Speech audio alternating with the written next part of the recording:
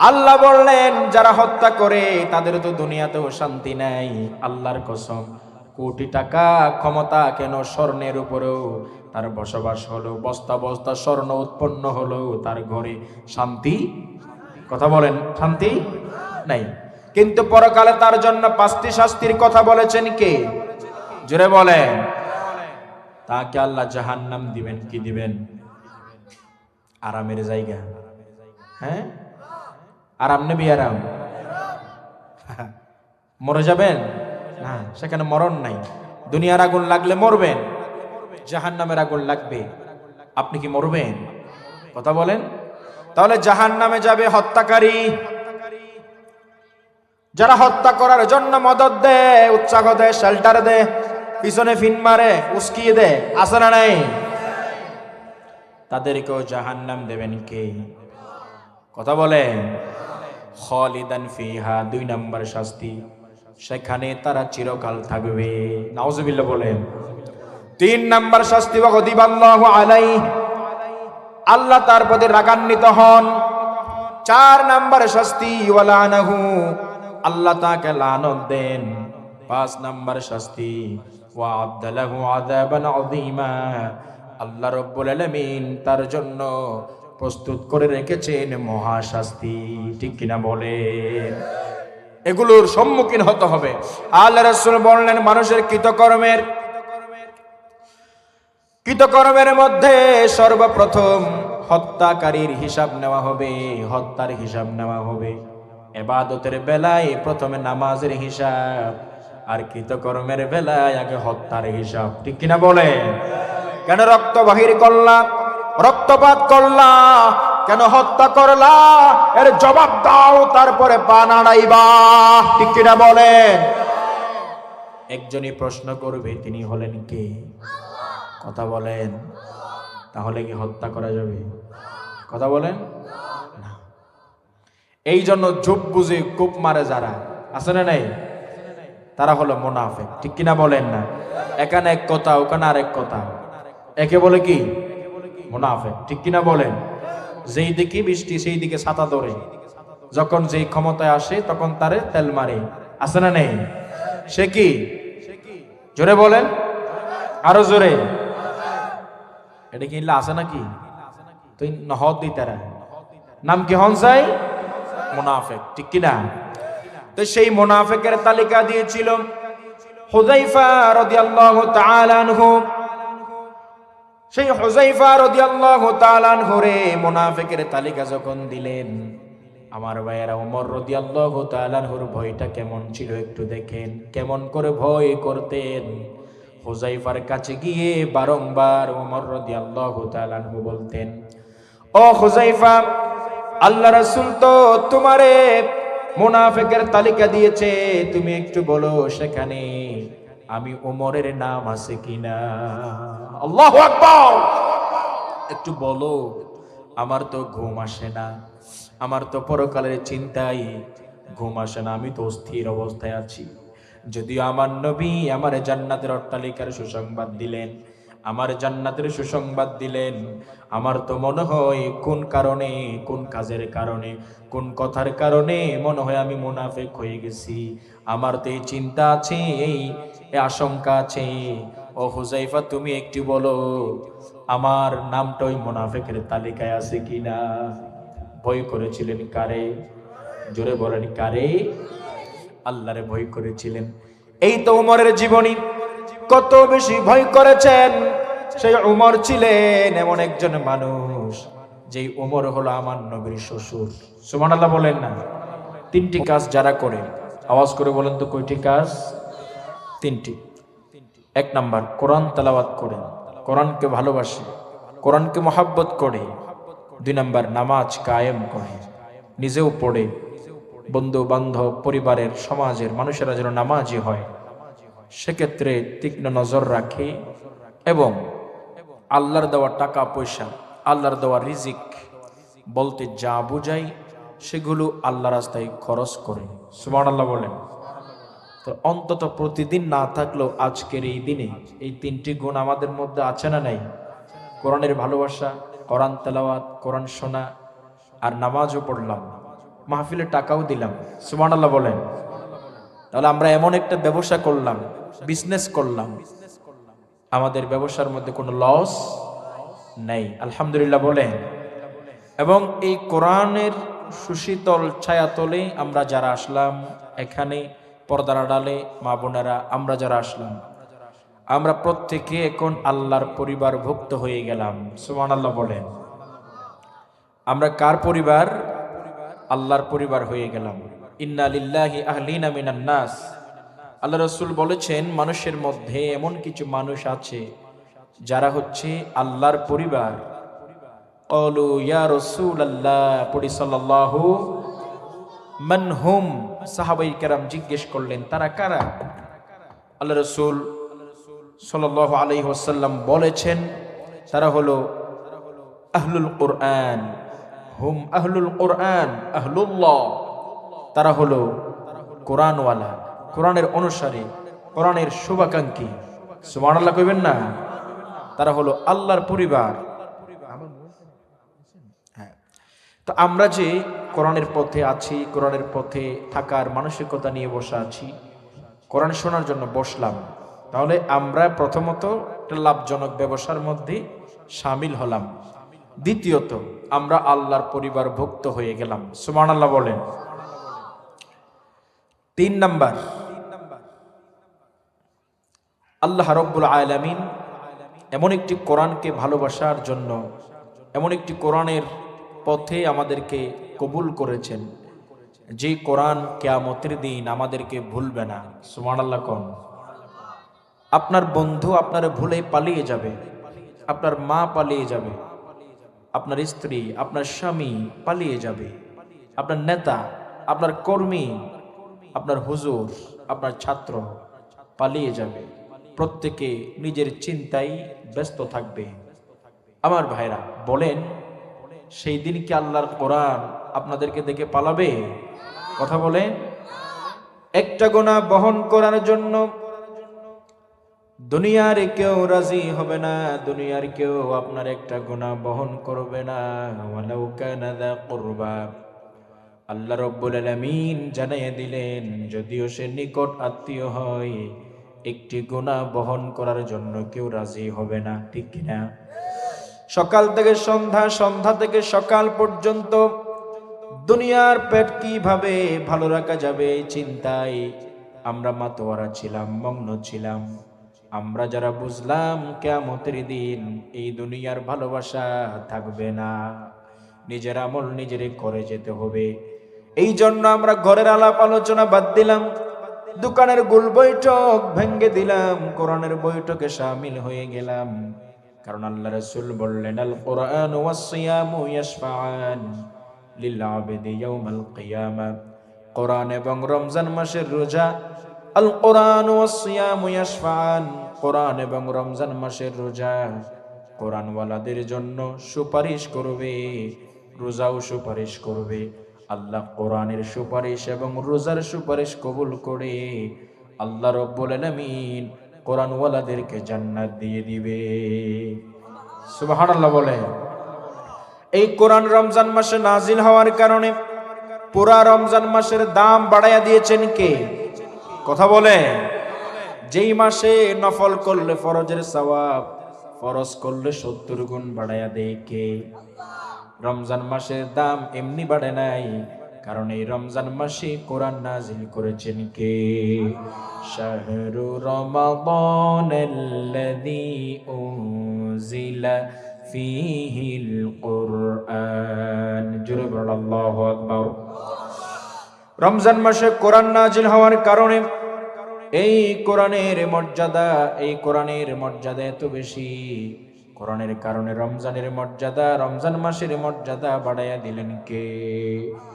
আবার এই কোরআন লাইলাতুল কদর, কদরের রাত্রিতে নাজিল হওয়ার কারণে ইন্না আনজালনাহু ফি লাইলাতিল কদর, কদরের রাত্রিতে কোরআন নাজিল হওয়ার কারণে এই রাতের দাম আল্লাহ রাব্বুল আলামিন এত বাড়িয়ে দিয়েছেন, খায়রুম মিন আলফি শাহর, 1000 মাস ইবাদত করলে যে সওয়াব। ঠিক কিনা বলেন? এই কোরআন যেই রাত্রিতে নাজিল হয়েছে, ওই রাত্রে যদি আমরা ইবাদত করতে পারি, তার চাইতে বেশি সওয়াব দান করে দিবেন কে? আল্লাহ তাআলা, ঠিক কিনা? তাহলে এই কোরআন রমজান মাসে নাজিল হওয়ার কারণে রমজান মাসের দাম, কদরের রাত্রিতে নাজিল হওয়ার কারণে কদরের দাম, ঠিক কিনা? আমার ভাইয়েরা, এই কোরআন আমার নবীর উপরে নাজিল হওয়ার কারণে নবীকে সমস্ত নবীদের শ্রেষ্ঠ বানিয়ে দিলেন কে? আবার এই কোরআন নিয়ে জিবরিল আমার নবীর কাছে আসলেন, তাহলে জিবরিলকেও সব ফেরেশতার চাইতে শ্রেষ্ঠ মর্যাদা দিয়েছেন কে? তাহলে কোরআন যেখানে লেগেছে সেখানেই বরকত হয়েছে, যার সাথে লেগেছে তার দাম বেড়ে গেছে। এই কোরআনের সাথে আমরা যে সম্পর্ক গড়লাম, সম্পর্ক রাখলাম, এই কোরআনকে মহাব্বত করলাম, আজ না হয় কাল, একালে না হলে ও কালে আমাদের দাম যিনি বাড়াইয়া দিবেন তিনি হলেন কে? জোরে বলেন কে? আমরা কোরআনের ছাত্র, ঠিক কিনা? কোরআনের ছাত্র মানে মূলত আমরা হচ্ছি আল্লাহর ছাত্র, আল্লাহর বান্দা। সুবহানাল্লাহ কন্যা, আল্লাহর কোরআনের ছাত্র আমরা, এবং শ্রেষ্ঠ ছাত্র। সুবহানাল্লাহ বলেন। পৃথিবীতে অক্সফোর্ড যত বিশ্ববিদ্যালয় আছে, আন্তর্জাতিক বিশ্ববিদ্যালয়, অক্সফোর্ড বিশ্ববিদ্যালয়, যত বিশ্ববিদ্যালয় আছে, যত ছাত্র আছে, সব ছাত্রের মধ্যে সেরা ছাত্র হচ্ছে কোরআনের ছাত্র। সুবহানাল্লাহ বলেন না? আমরা হচ্ছি কোরআনের ছাত্র, ঠিক কিনা বলেন? খায়রুকুম মান তাআল্লামাল কুরআন ওয়া আল্লামাহ। এই কোরআনের যারা শিক্ষার্থী, এই কোরআনের যারা শিক্ষক, উভয়ই শ্রেষ্ঠ, উত্তম বলেছেন মুহাম্মদ সাল্লাল্লাহু। তাহলে আমরা খুশি তো? কম না বেশি? তাহলে বেশি আওয়াজ একবার বলি আলহামদুলিল্লাহ, আরেকবার বলি সুবহানাল্লাহ, আরেকবার বলি আল্লাহু আকবার। এই সুবহানাল্লাহ, আলহামদুলিল্লাহ এগুলো বলবেন। রাসূল বলেছেন সুবহানাল্লাহিল আযীম ওয়া বিহামদিহি। বলেন তো, সুবহানাল্লাহিল আযীম ওয়া বিহামদিহি। কেউ যদি এটা বলে, যতবার বলবে ততবার এক একটি গাছ, খেজুর গাছ তার জন্য জান্নাতে লাগানো হয়। সুবহানাল্লাহ কোন? তাহলে আমরা যে বললাম সুবহানাল্লাহিল আযীম ওয়া বিহামদিহি, একটি খেজুর গাছ লাগালেন কে? কথা বলেন কে? লাগিয়ে ফেলেছেন আল্লাহ। মরতে দেরি, জান্নাতের খেজুর খেতে দেরি নাই। জান্নাতের খেজুর খাওয়াবেন কে? কথা বলেন। এত গাছের খেজুর আমি খেতে পারবো নাকি চিন্তা করার আমাদের কোনো দরকার নাই, কারণ জান্নাত হলো শুধু খাওয়ার জায়গা, শুধু খাউন আর খাউন, ঠিক কিনা? আমরা তো বলি বিয়ে যে কত মজা, শুধু খাউন আর খাউন, ঠিক কিনা? মজা না সাজা মিলামিল না হলে বোঝা যায়, ঠিক কিনা বলেন না? কিন্তু বলতে হবে জান্নাত যে কত মজা, শুধু খাউন আর খাও। আপনি যদি চান সব খেজুর গাছের খেজুর খাবো, খেতে পারবেন, ডাউনলোড করবেন, আনলোড করতে হবে না, পেশাব পায়খানার প্রয়োজন হবে না। সুবহানাল্লাহ কইবেন না? দুনিয়াতে বেশি খাইলে টয়লেটের সাথে মোলাকাত বেশি হয়ে যায়, ঠিক কিনা? দেখা সাক্ষাৎ বেশি হয়, প্রেম নিবেদন বেশি হয়। জান্নাতে খাবেন, এইরকম কোন অসুস্থতার সম্মুখীন আমাদেরকে হতে হবে নাকি ভাই? যেভাবে ছিল ওভাবে দেন। সম্মানিত প্রিয় ভাইরা, জি মনোযোগ আছে আপনাদের? বলছিলাম জান্নাতে আপনি খাবেন, অসুস্থতার সম্মুখীন হওয়া লাগবে? কোনোদিন অসুস্থ হবেন? সুবহানাল্লাহ বলেন না? দুনিয়াতে যেগুলোর কারণে অশান্তি চলে আসে, এক নাম্বার হচ্ছে অসুস্থতা। কি বলেন? বলেন। জান্নাতে কি অসুস্থ হবেন? সুবহানাল্লাহ বলেন না? কোনোদিন অসুস্থ হবেন? নাফা এগুলো খাওয়া লাগবে না, খাওয়া লাগবে না, অসুস্থ হবেন না। দুই নাম্বার, যৌবনকাল চলে যায়, বার্ধক্যে উপনীত হই আমরা, ঠিক কিনা? বুড়া হয়ে যায়। জান্নাতে কি কেউ বুড়া হবেন? কথা বলেন। সুবহানাল্লাহ কইবেন না? সব সময় টকবকে তরতাজা স্মার্ট যৌবনকাল যিনি দান করবেন, আওয়াজ করে বলেন তিনি হলেন কে? তিন নাম্বার, যেটার কারণে সবকিছু শেষ হয়ে যায়, মৃত্যু। জান্নাতে কি মৃত্যু আছে? দুনিয়াতে যত টাকার মালিক হন না কেন, একদিন মরবেন, খালি হাতে যাবেন, ঠিক কিনা? তো জান্নাত যে পাবেন, কখনো কি ছাড়বেন? ছাড়তে হবে? সেখানে কি মরণ হবে? না। এজন্য ওই জান্নাতে খেজুর গাছ লাগালাম। দুনিয়াতে এখানে খেজুর গাছ হইতে লাগালেও চুরে নিয়ে যাই, না হয় ফলন হয় না। তাহলে জান্নাতে একটা একটা খেজুর গাছ লাগাবো তো সবাই ইনশাআল্লাহ। তাহলে পড়েন তো সুবহানাল্লাহিল আযীম ওয়া বিহামদিহি। আবার আরেকটা লাগান, সুবহানাল্লাহিল আযীম ওয়া বিহামদিহি। আল্লাহ তাআলা আমাদেরকে কবুল করুন। আমরা পড়ি আমিন। সম্মানিত উপস্থিতি, তাহলে আমরা জান্নাতি পরিবেশে বসলাম, জান্নাতে খেজুর গাছ লাগালাম, ঠিক কিনা? শুধু কি খেজুর গাছ পাইলে হবে? জান্নাতুল ফেরদাউস পাওয়া লাগবে না? আজকের আলোচনা শুনে আমরা যে শিক্ষাগুলো পাবো, এই শিক্ষাগুলো বাস্তব জীবনে বাস্তবায়িত করে আমরা পরিপূর্ণ জান্নাতি হওয়ার চেষ্টা করবো ইনশাআল্লাহ। বলেন। আপনারা সকলে হয়তো অনেকে অবগত আছেন, অনেকে জানেন, আমাকে একটি বিষয় দেওয়া হয়েছে।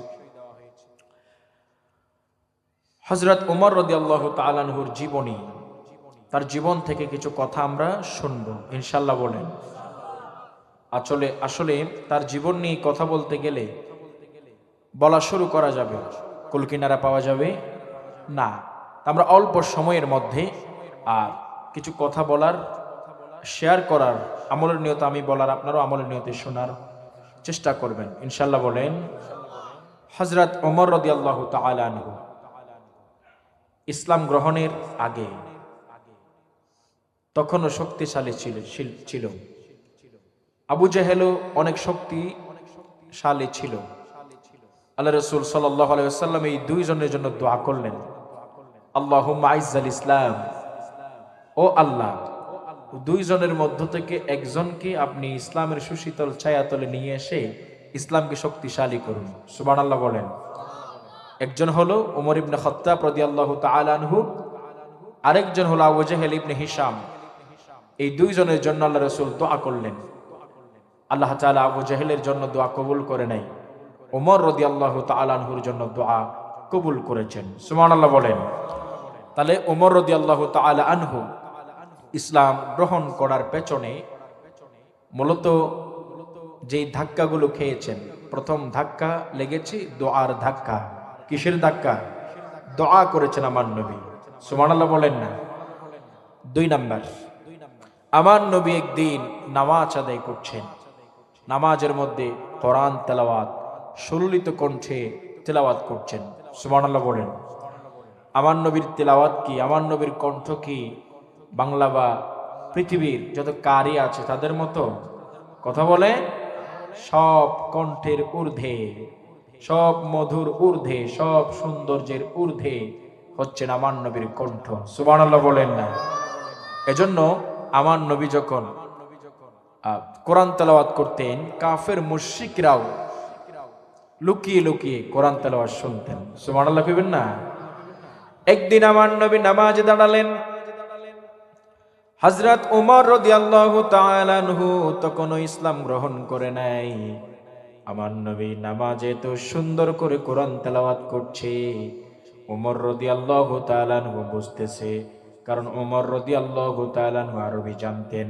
যত পড়ে তত ভালো লাগে। হঠাৎ করে ধারণা করলেন, চন্দে চন্দে সুরে সুরে এত সুললিত কণ্ঠে কোরআন তেলাওয়াত করছে, মনে হয় যেন এই যে মুহাম্মদ কবি হয়ে গেল। নাউজুবিল্লাহ। বলেন না। কি হয়ে গেল? কবি হয়ে গেছে। এটা কোনো কবির কথা, ঠিক কিনা? এই ধারণা করলেন ওমর রাদিয়াল্লাহু তাআলা আনহু, মনে মনে ধারণা করলেন। আর আমার নবী নামাজে কোরআন তেলাওয়াত করছেন, আমার নবী পড়ছেন, ওয়া মা হুয়া বিকাউলি শাইরিন কলিলাম মা তুমিনুন। জোরে বলেন আল্লাহু আকবার। হযরত ওমর রাদিয়াল্লাহু তাআলা আনহু ধারণা করলেন, আমার নবী যখন নামাজে কোরআন তেলাওয়াত করছেন, ওমর রাদিয়াল্লাহু তাআলা আনহু মনে করলেন এটা হয়তো কোনো কবির কথা। আমার নবী তো শুনে নাই, আমার নবী তেলাওয়াত করে দিলেন, ওয়া মা হুয়া বিকাউলি শাইরিন কলিলাম মা তুমিনুন। জোরে বলেন আল্লাহু আকবার। আমার নবী জানাইয়া দিলেন এটা কোনো কবির কথা নয়, তোমরা খুব কম লোক হই ঈমান এনে থাকো, বিশ্বাস করে থাকো, এটা কোনো কবির কথা নয়। ওমর রাদিয়াল্লাহু তাআলা আনহু ইসলাম গ্রহণ করার আগে মনে মনে চিন্তা করলেন, আরে আমি তো মনে মনে ধারণা করলাম মুহাম্মদকে তো আমি খুলে বলি নাই, মনের খবর কেমনে জানলো? মনে হয় যেন মুহাম্মদ গণক হয়ে গেছে। নাউজুবিল্লাহ বলেন না, এটা কোনো গণকের কথা হতে পারে, ঠিক কিনা? এমন ধারণা করলেন। হঠাৎ করে সঙ্গে সঙ্গে আমার নবী নামাজে তেলাওয়াত করলেন, ওয়ালা বিকৌলি কাহিনিন কলিলাম মা তাযাক্কারুন। জোরে বলুন আল্লাহু আকবার। আমার নবী তেলাওয়াত করলেন, জানাইয়া দিলেন এটা কোনো গণকের কথা নয়, তোমরা খুব কম লোকই উপদেশ গ্রহণ করে থাকো। আমার নবী জানাইয়া দিলেন।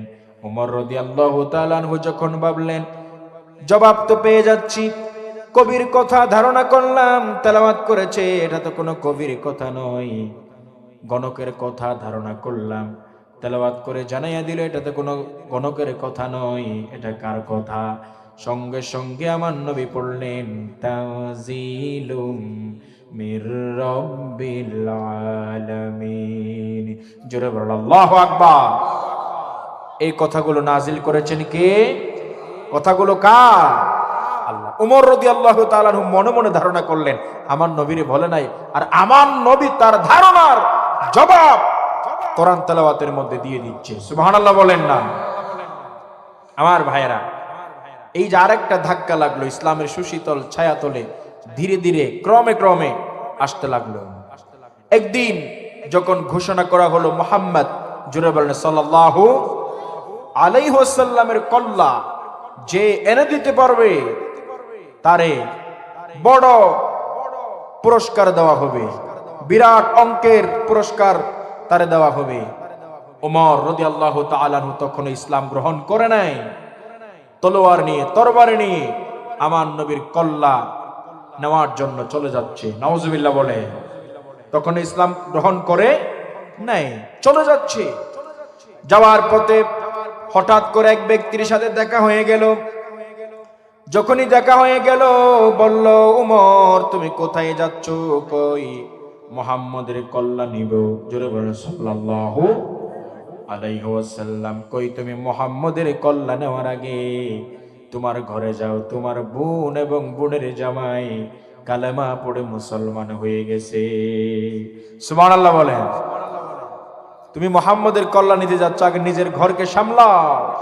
সেই মুহাম্মদের দাওয়াত কবুল করে তারা কালেমা পড়ে মুসলমান হয়ে গেছে। ওমর রাদিয়াল্লাহু তাআলা আনহু ঘরের মধ্যে আসলেন। সেখানে খব্বাব রাদিয়াল্লাহু তাআলা আনহু ওমর রাদিয়াল্লাহু তাআলা আনহুর বোন এবং বোনের জামাইকে কোরআন তেলাওয়াত শেখাচ্ছেন। সুবহানাল্লাহ বলেন। কোরআন তেলাওয়াত শিখছে। ওমর রাদিয়াল্লাহু তাআলা আনহুর আগমনের বার্তা যখন পেলেন, খব্বাব রাদিয়াল্লাহু তাআলা আনহু চলে গেলেন, নিজের একটু রক্ষা করলেন। ওমর রাদিয়াল্লাহু তাআলা আনহু ঢোকার পরে ইসলাম গ্রহণ করার আগে নিজের বোন এবং বোনের জামাইরে প্রহার করলেন, মারলেন, রক্তাক্ত করলেন। বোন বলেছে, ও ভাই, আমারে মারতে মারতে রক্ত কেন? জীবন যদি চলে যায়, জীবন যাবে, আমাদের থেকে ঈমান কেড়ে নিতে পারবা না। সুবহানাল্লাহ বলেন। ওমর রাদিয়াল্লাহু তাআলা আনহু ভাবলেন, এমন কি মধু পেয়েছো যেগুলো পড়তেছো, এগুলো একটু আমারে দাও, আমি পড়ে দেখি এখানে কি আছে। এই কোরআন তো এমন কোরআন, যারা এই কোরআনের সাথে লেগেছে তাদেরকে এই কোরআন জান্নাতে ঢোকাইয়া দিয়েছে। সুবহানাল্লাহ বলেন। ওমরের বোন বলেছে, ভাই আপনি নাপাক আছেন, আপনি পবিত্র হয়ে আসেন, এখন আপনি ধরতে পারবেন না। শেষ পর্যন্ত আমার ভাইরা ওই কোরআন নিলেন। সূরা তাহার যে আয়াতগুলো শিখছিলেন ওই আয়াতগুলো হাতের মধ্যে নিলেন। হাতের মধ্যে নেওয়ার পরে ওমর রাদিয়াল্লাহু তাআলা আনহু যখন পড়লেন, তাহা মা আনজালনা আলাইকাল কুরআনা লিতাশকা ইল্লা তাযকিরাতাল লিমান ইয়াখশা। জোরে বলেন আল্লাহু আকবার। এই আয়াতগুলো যখন পড়ে ওমর রাদিয়াল্লাহু তাআলা আনহু হৃদয়ের মধ্যে ঈমানের নূর দান করেছেন কে? কোরআনের আলোতে হৃদয়টা যেন আলোকিত হয়ে যাচ্ছে। এবার বলছে আমি আর থাকবো না, আমি মুহাম্মদের দরবারে যাব, আমি তো কালেমা পড়ে মুসলমান হয়ে যাব। সুবহানাল্লাহ বলে চলে যাচ্ছেন। হঠাৎ করে যখনই আমার নবীর দরবারের কাছাকাছি চলে গেলেন, বলা হলো নবী উমর আসতেছে দরবারে নিয়ে, আপনি একটু নিজের রক্ষা করেন, এখান থেকে চলে যান। আল্লাহ রাসূলের মনে মনে ধারণা হলো, আমার মনে হয় গতকাল তাহাজ্জুদের নামাজ পড়ে যে আমি দোয়া করছিলাম, আল্লাহ আপনি ওমর রাদিয়াল্লাহু তাআলা আনহুর ইসলামের জন্য কবুল করেন। সুবহানাল্লাহ বলে আমার মনে হয় আল্লাহ আমার দোয়া কবুল করে নিয়েছে। সুবহানাল্লাহ বলে ওমর রাদিয়াল্লাহু তাআলা আনহু আমার নবীর কাছে যাওয়ার সাথে সাথে পড়ে নিলেন আশহাদু আল্লাহ ইলাহা ইল্লাল্লাহু ওয়াহদাহু লা শারীকা লাহু ওয়া আশহাদু আন্না মুহাম্মাদান আবদুহু। জোরে বল আল্লাহু আকবার। ওমর রাদিয়াল্লাহু তাআলা আনহু মুসলমান হয়ে গেলেন, কালেমা পড়লেন। পড়ার পরে এবার বললেন, ও নবী আপনি বলেন আলাসনা আলাল হক, আমরা কি হকের উপরে নাই? কই হ্যাঁ হকের উপরে আছি। ও নবী আপনি কি সত্য নবী নয়? কই হ্যাঁ আমিও সত্য নবী। আপনি বলেন আমাদের রব কি সত্য নয়? কই হ্যাঁ আমাদের রবও সত্য। ওমর রাদিয়াল্লাহু তাআলা আনহু বললেন, তাহলে আর গোপনে কেন দাওয়াত দেব? এবার আমরা কাফেরদের আন্ডা বাচ্চাদেরকে প্রকাশ্যে দাওয়াত দেব। সুবহানাল্লাহ কইবেন না? এবার প্রকাশ্যে দাওয়াত দেব। ওমর রাদিয়াল্লাহু তাআলা আনহু ইসলাম গ্রহণ করার পরে প্রকাশ্যে একটা মিছিল বাহির করেছেন। সুবহানাল্লাহ বলে এবং বলেছে, কে আছো নিজের স্ত্রীকে বিধবা বানাবা? কে আছো নিজের ছেলেকে এতিম বানাবা? যদি এমন করতে চাও তাহলে ওমরের সামনে আসো। আল্লাহু আকবার।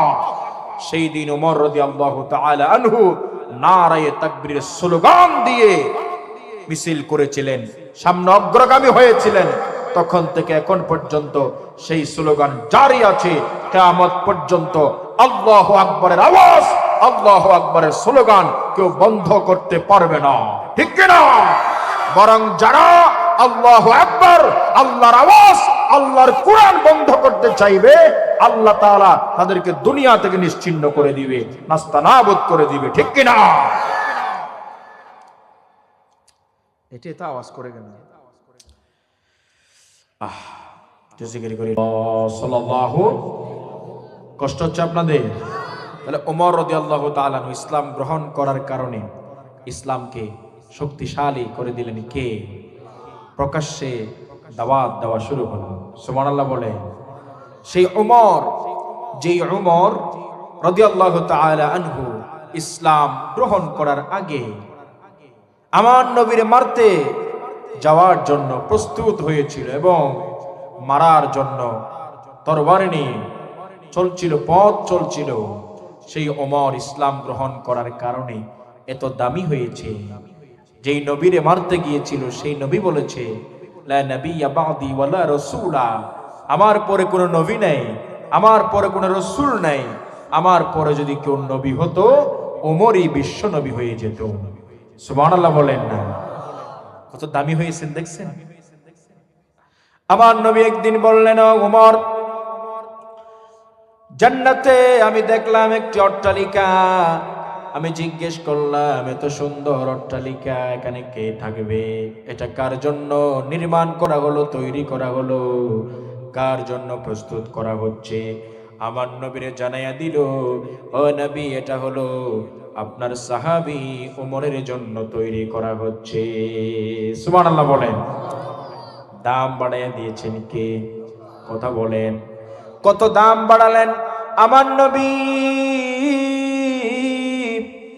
ডেকে ডেকে অনেক সাহাবীরে দুনিয়াতে জান্নাতের সুসংবাদ দিয়েছেন।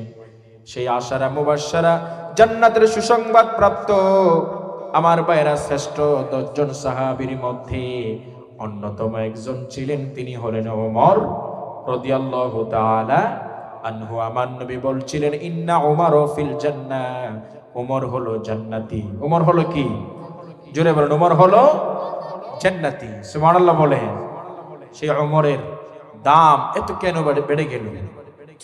আমার নবী বলেছেন, আমি স্বপ্ন দেখলাম, আমি দুধ পান করছিলাম, হঠাৎ করে দুধ পান করে আঙ্গুলের মাথার মধ্যে এক ফোঁটা দুধ ছিল, সেটি আমি আমার ওমর রাদিয়াল্লাহু তাআলা আনহুরে খাওয়াইয়া দিলাম। সুবহানাল্লাহ বলেন, আরো জোরে বলেন সুবহানাল্লাহ। সাহাবায়ে কেরাম জিজ্ঞেস করলেন, নবী আপনি বলেন এর ব্যাখ্যা কি? আপনি খাওয়াইয়া দিলেন, এর ব্যাখ্যা কি? আমার নবী জানাইয়া দিলেন, ও সাহাবীরা, এর ব্যাখ্যা হলো তোমাদেরও জ্ঞান আছে, উমরেরও জ্ঞান আছে। উমর রাদিয়াল্লাহু তাআলা আনহুর জ্ঞান বুঝিয়েছি, তার মানে উমর রাদিয়াল্লাহু তাআলা আনহুর জ্ঞান বেশি না কম। এই জ্ঞান দান করে দিয়েছেন কে? জোরে বলেন কে?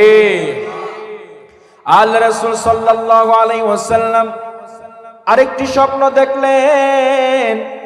আল্লাহ রাসূল বললেন, আমি সাহাবীদেরকে দেখলাম প্রত্যেকের জামা পড়া, কিন্তু সবার চাইতে উমরের জামা লম্বা। সুবহানাল্লাহ বলেন। উমর রাদিয়াল্লাহু তাআলা আনহুর জামা লম্বা। সাহাবায়ে কেরাম জিজ্ঞেস করলেন, এর মানে কি? লম্বা কেন? এর মানে হলো তোমাদের তো তাকওয়া আছে, উমরের জামা লম্বা মানে তার তাকওয়া অনেক বেশি। সুবহানাল্লাহ কইবেন না? আরো জোরে বলেন সুবহানাল্লাহ। উমর রাদিয়াল্লাহু তাআলা আনহুর তাকওয়া বেশি না কম? শক্তি কম ছিল না, হ্যাঁ, সাহস কম ছিল না, ধনের বল, জনের বল কম ছিল না। যেই উমর ইসলাম গ্রহণ করার আগে নবীর কল্যাণতে যায়, তার মতো বুকের পাটা আর কার হতে পারে?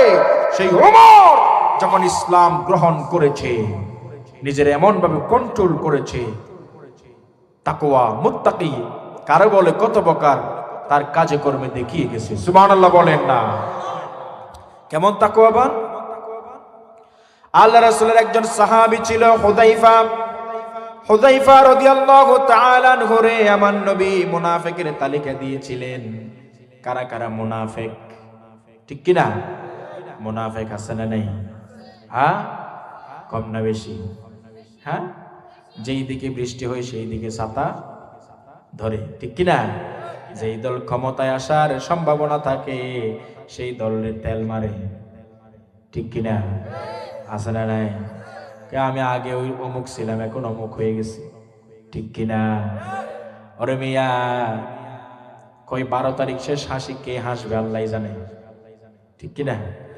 হ্যাঁ, সম্ভাবনা যেদিকে একটু দেখা যায় সেদিকে দৌড় মারে, ঠিক কিনা? এত খুশি হলাম, নির্বাচনের টাইম চলছে, এক একজন এসে এক এক উৎসাহ উদ্দীপনা এক এক ওয়াদা করতেছে, ঠিক কিনা? বাঙালি তো শিক্ষা হবে না, এরকম কত আশা ভরসা আমরা পেয়েছিলাম, বাস্তবে কি তার 10% পেয়েছি? কথা বলেন, 5%? মনে হচ্ছে যে এত খুশি হলাম, এক একজনকে এক একটা হেলিকপ্টার নিয়ে দিবে, ঠিক কিনা বলেন না? হ্যাঁ, এত খুশি হলাম আমরা। কই 12 তারিখ জানি না কে শেষ হাসি হাসবে।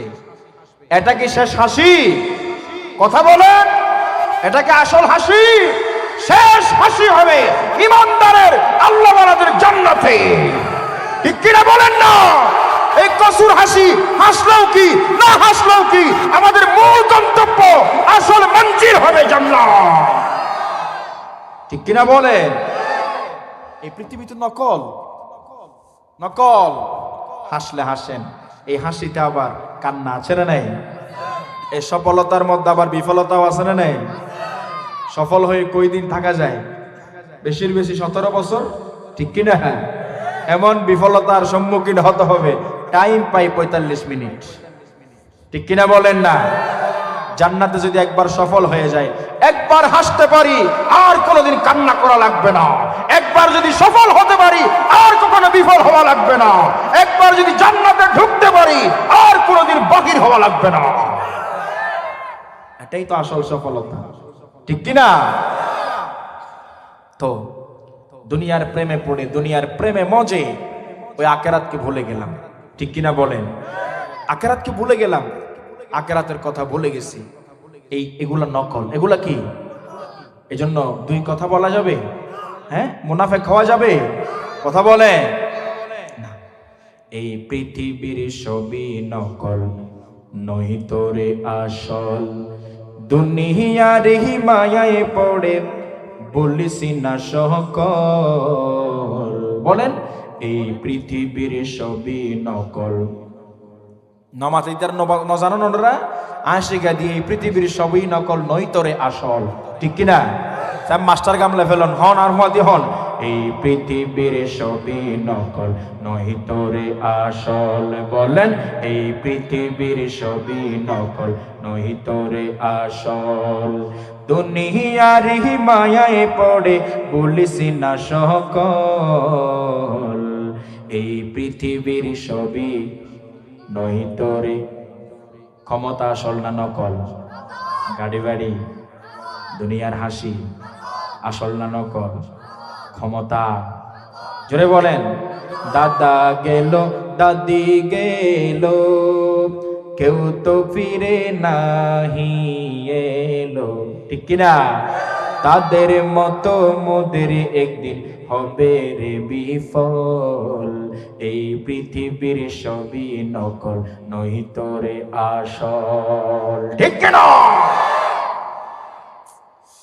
যত চিন্তা আমরা এই দুনিয়ার গোলা নিয়ে করি, তেমন ভাবে চিন্তা যদি আখিরাতের গোলা নিয়ে করতাম, আল্লাহর রহমতের বাড়ি দ্বারা অনেক গুণে বেশি বর্ষণ হতো। ঠিক কিনা বলেন না?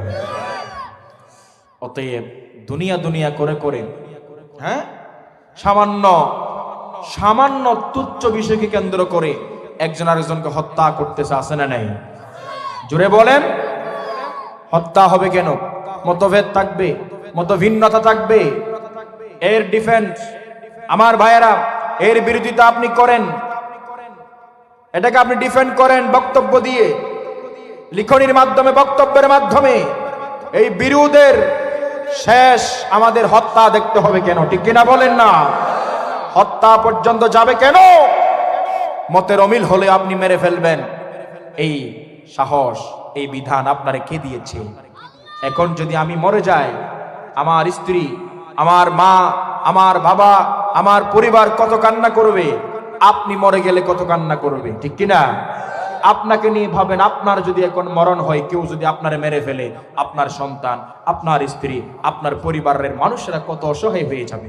একটু ভাবুন, আপনি যাকে মারছেন তারও তো সেই ছেলে মেয়ে আছে। ঠিক কিনা বলেন? তারও তো স্ত্রী আছে। দুনিয়ার সামান্য তুচ্ছ বিষয়কে কেন্দ্র করে একজন আরেকজনকে মারবেন।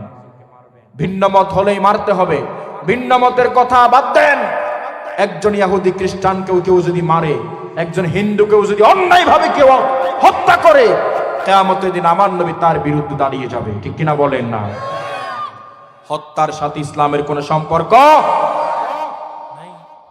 কেন আপনি হত্যা করবেন? কারণ ওই যে জবাবদিহিতার ভয় নাই। ঠিক কিনা বলেন না? হিসাবের ভয় নাই। আমার আল্লাহ বললেন, মান ক্বাতালা মুমিনাম মুতাআম্মিদান ফাজাযাউহু জাহান্নামা খালিদান ফিহা ওয়া গাদিবাল্লাহু আলাইহি ওয়া লা'আনাহু ওয়া আ'আদ্দা লাহু আযাবান আযীমা। জোরে বলুন আল্লাহু আকবার। কষ্ট লাগ নাকি? হ্যাঁ, ইন হন দরকার আছে না নাই? কথা বলেন। এটা আবার আমার কথা নয়, কোরআনের 4 নাম্বার সূরা, সূরাতুন নিসার 93 নাম্বার আয়াত। আল্লাহ বললেন, যারা হত্যা করে তাদের তো দুনিয়াতেও শান্তি নাই।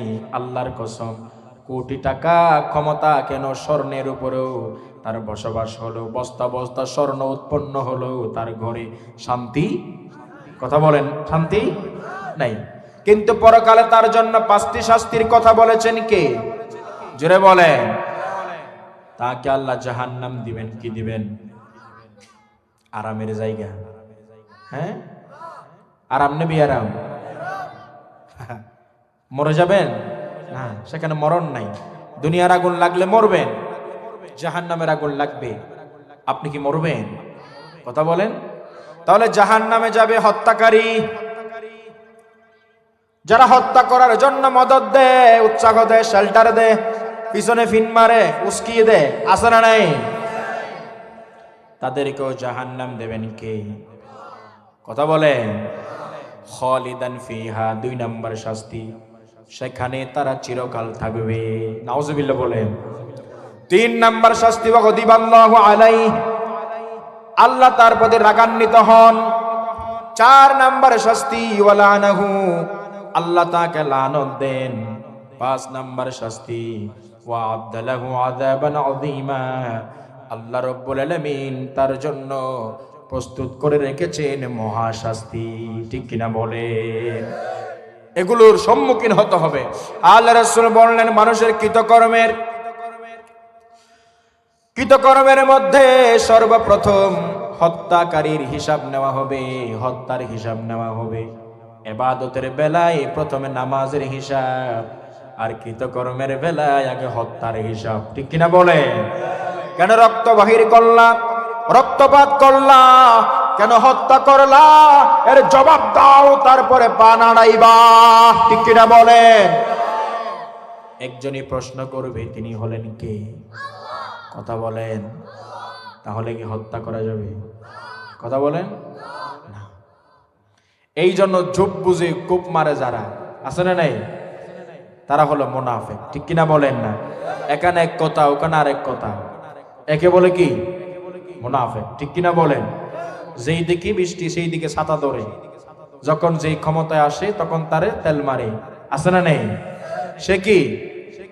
জোরে বলেন, আরো জোরে। এটা কি আছে নাকি? তুই নহদ দিই তারা নাম কি হনসাই?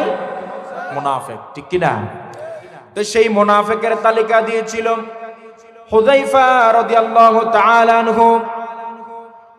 সেই হুযায়ফা রাদিয়াল্লাহু তাআলা আনহু রে মুনাফিকের তালিকা যখন দিলেন, আমার ভাইয়েরা, ওমর রাদিয়াল্লাহু তাআলা আনহুর ভয়টা কেমন ছিল একটু দেখেন। কেমন করে ভয় করতেন। হুযায়ফার কাছে গিয়ে বারংবার ওমর রাদিয়াল্লাহু তাআলা আনহু বলতেন, ও হুযায়ফা, আল্লাহ রাসূল তো তোমারে মুনাফিকের তালিকা দিয়েছে, তুমি একটু বলো সেখানে আমি ওমরের নাম আছে কিনা।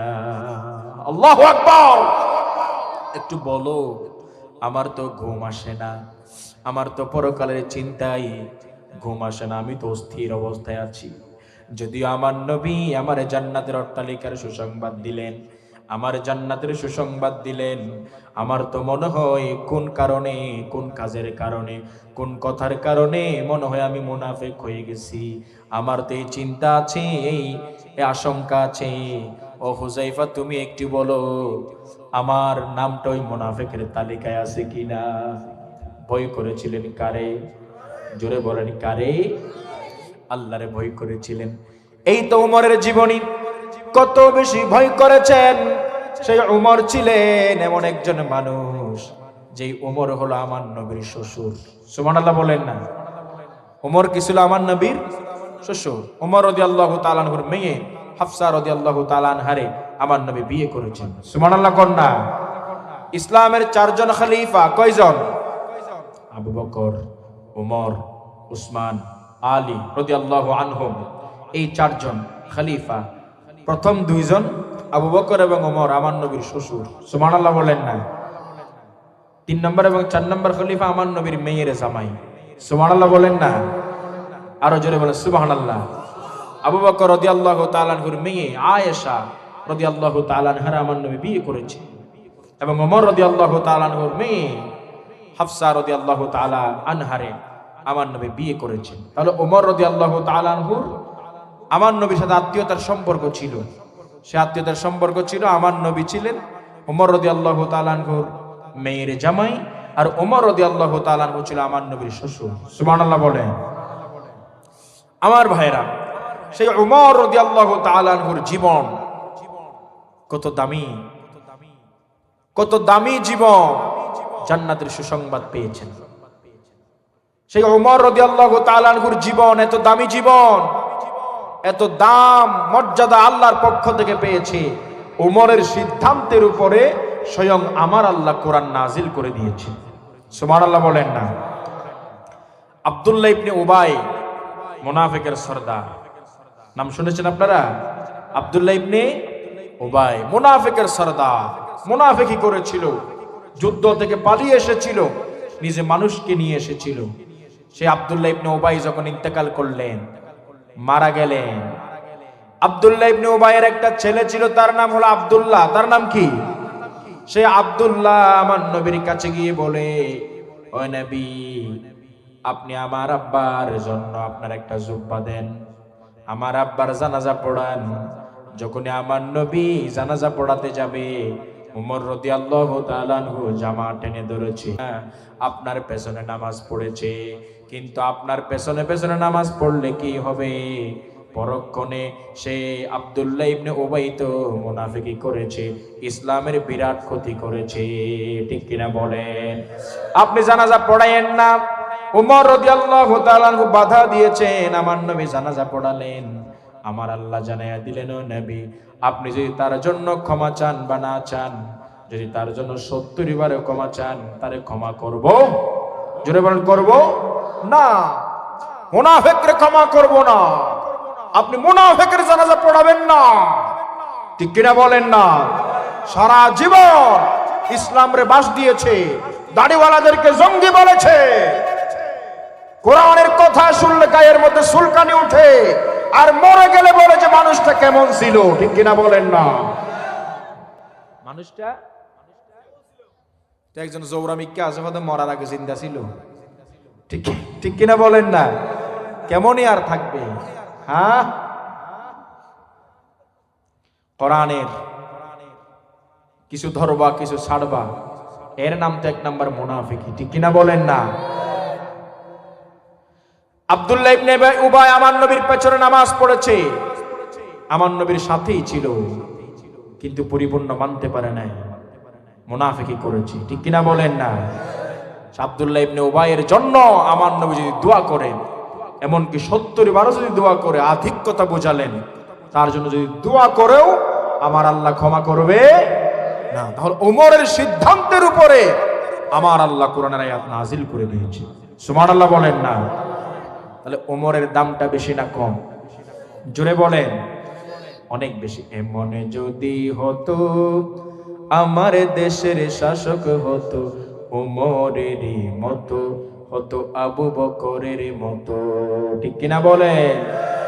আমার দেশের মা বোনেরা লাঞ্ছিত হতো না, আমার দেশের কৃষক শ্রমিক বঞ্চিত হতো না।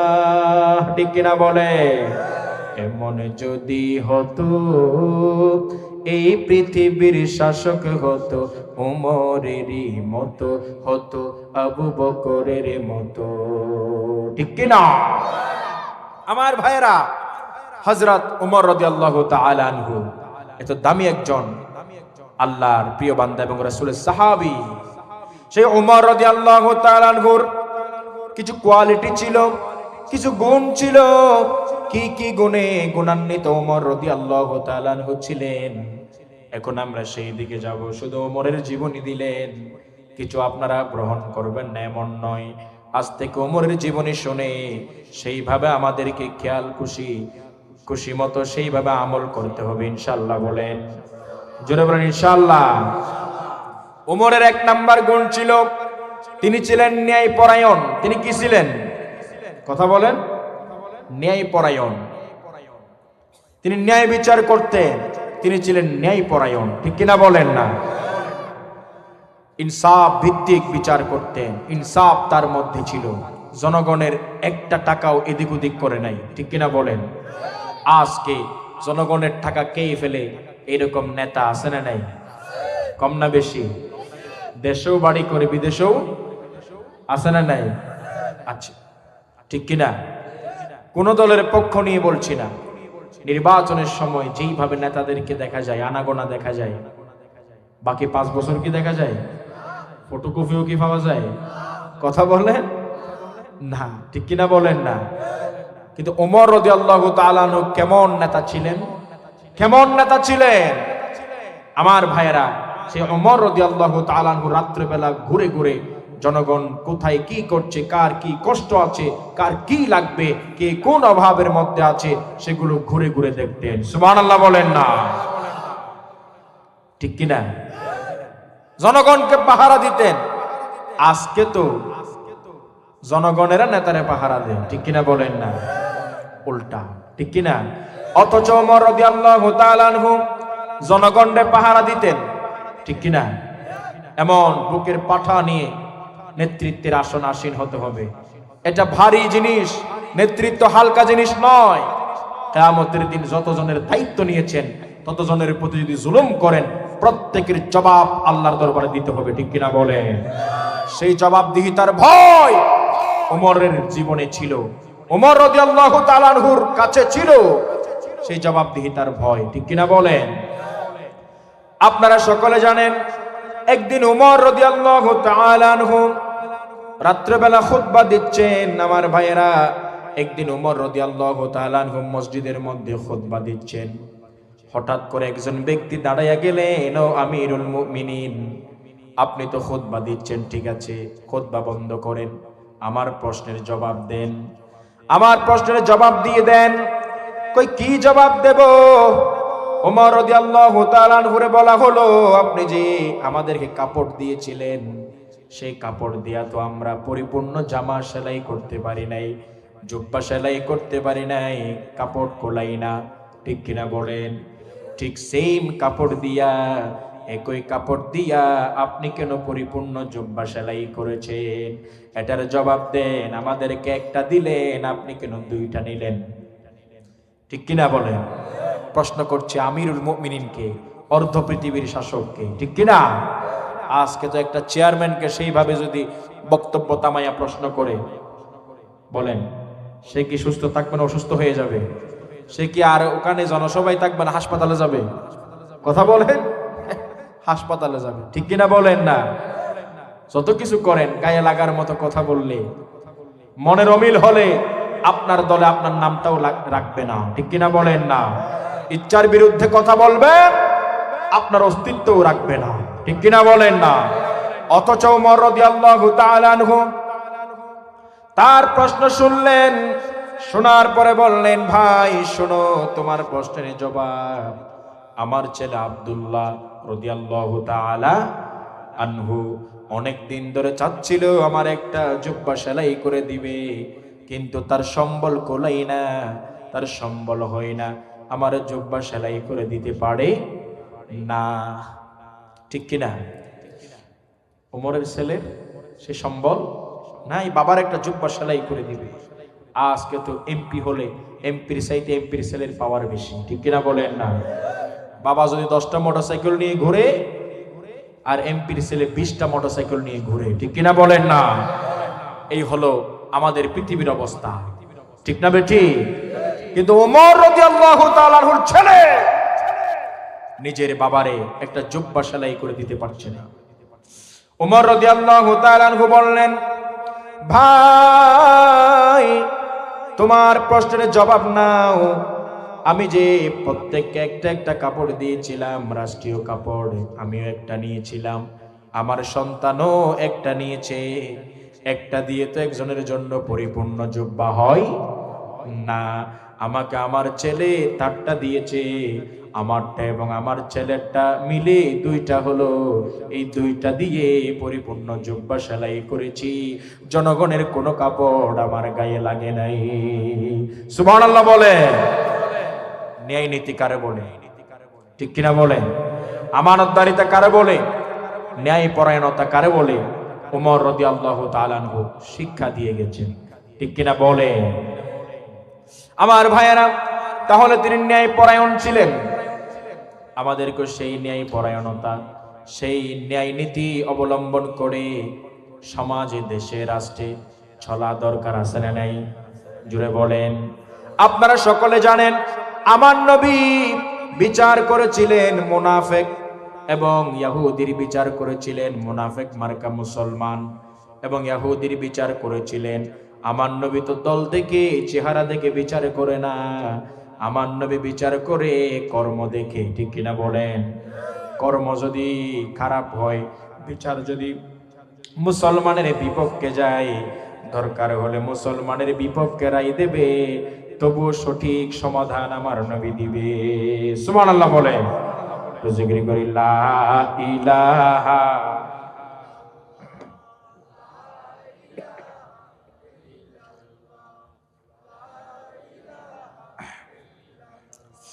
লা ইলাহা সুবহানাল্লাহ ওয়ালহামদুলিল্লাহ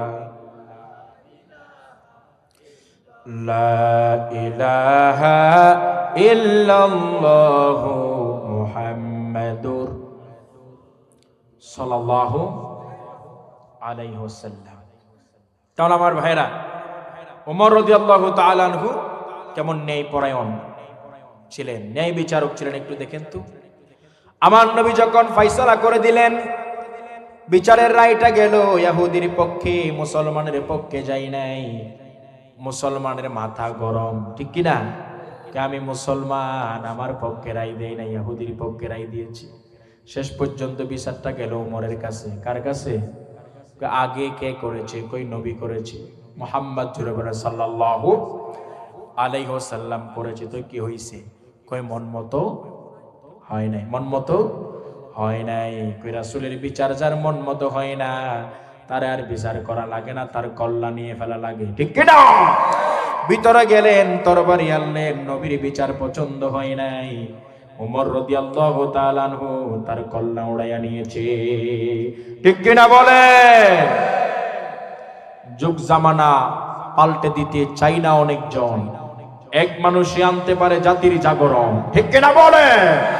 ওমরের উত্তরসূরি, ওমরের গুণে গুণান্বিত একজন আল্লাহর বান্দা যদি হয়, নবীকে নিয়ে বাজে মন্তব্য করার দুঃসাহস আল্লাহর জমিনে কেউ দেখাবে না, ঠিক কিনা বলে? নবীর চরিত্র নিয়ে বাজে মন্তব্য করে এরকম মানুষ আছে না নাই? কথা বলে। আল্লাহ রাসূলের বিচার পছন্দ হয় নাই, অস্বীকার তো দূরের কথা, বিচার পছন্দ হয় নাই, আমরা তো অস্বীকার করে ফেলি, ঠিক কিনা বলেন? সব জায়গায় কি কোরআন মানা যায় নাকি? পরিস্থিতি হারা, পরিস্থিতি কিয়ামতের ময়দানে তারও হারাপ হইব, তখন হটে যাইবে, ঠিক কিনা? হন না? হ্যাঁ, অস্বীকার করে নাই, শুধু রাসূলেরটা মানে নয়, পছন্দ করে নাই, কল্লা উড়াইয়া নিয়েছে, ঠিক কিনা বলেন না? এটা ছিল ওমর রাদিয়াল্লাহু তাআলা আনহু, ঠিক কিনা বলেন? এজন্য ন্যায় পরায়ণতা, ন্যায় বিচারক, সেই ন্যায় নীতি নিজেদের মধ্যেও নিয়ে আসা দরকার আছে না নাই? জোরে বলেন। আচ্ছা, 2 নাম্বার, ওমর রাদিয়াল্লাহু তাআলা আনহুর কাছে জবাবদিহিতার ভয় ছিল। কিসের ভয় ছিল? জবাবদিহিতার ভয়। দুনিয়াতে এত কিছু করলেন, এত বিচার করছেন, আপনার বিচার করবেন কে? কথা বলেন। আল্লাহ। আলাইসাল্লাহু বিআহকামিল হাকিমিন, হাকিমদের হাকিম আমার আল্লাহ, ঠিক কিনা বলেন? এই জন্য আপনি মানুষের বিচার করছেন, মানুষকে কথা বলছেন, মানুষকে কষ্ট দিচ্ছেন, মানুষকে সুখ দিচ্ছেন, আপনি মানুষের উপরে জুলুম করছেন, সব কিছুর হিসাব একজনই নেবেন, তিনি হলেন কে? সেই জবাবদিহিতার ভয় ওমরের কাছে ছিল। ওমর রাদিয়াল্লাহু তাআলা আনহু একদিন কাজ করছে, হঠাৎ করে একজন ব্যক্তি এসে একটু তাড়াহুড়া করছে, কিছু একটা জিজ্ঞেস করছে, বলছে ও ওমর, এমন যখন বলেছে একটু তাড়াহুড়া করছে, ওমর রাদিয়াল্লাহু তাআলা হাতের লাঠি নিয়া, চাবুক নিয়া সামান্য একটু আঘাত করলেন। এখন কেন এমন করছো? সারাদিন কোথায় গিয়েছিলা? একটু থামো, ঠিক কিনা? যখনই সামান্য আঘাত করলেন, ওই লোকটা চেহারা কালো করে ওমরের দরবার থেকে যখন চলে যায়, ওমর রাদিয়াল্লাহু তাআলা আনহুর অন্তরে পরকালের ভয় একজনই ঢুকাইয়া দিলেন, তিনি হলেন কে? আহারে, এই লোকটারে যে আমি তরবারি দিয়া, চাবুক দিয়া আঘাত করলাম, কিয়ামতের দিন যদি বিচার দেয় আল্লাহ রে, আল্লাহর দরবারে আমি কি জবাব দেব? আমার জন্য তো মানুষ হাঁটতে পারে না, ঠিক কিনা বলেন? আমার অত্যাচারের কারণে মানুষ বাহির হতে পারে না, আমি তো মানুষকে মেরে ফেলি, আমার অত্যাচারের কারণে মানুষগুলা বাড়িতে আসতে পারে না। ধনের বল জনের বল আমি দেখাতে চাই। জবাব দিই তার ভয় কারে বলে? হত্যা করে নাই, অঙ্গহানি করে নাই। ওমর রাদিয়াল্লাহু তাআলা আনহু মাত্র চাবুক দিয়ে সামান্য আঘাত করেছেন, একটু থামো বলেছেন। ওই লোকটা যখন রাগান্বিত হয়ে চলে যায়, ওমর রাদিয়াল্লাহু তাআলা আনহু লোকটার পেছনে পেছনে গিয়া বলে, কাপড় ধরে মাপ চাই ও ভাই, আমারে মাফ করে দাও। লোকটি যখন বলেছে মাফ করব না, কিয়ামতের দিন আল্লাহরে বিচার দেব। কারে বিচার দেবে? জোরে বলে, আল্লাহরে বিচার দেবে।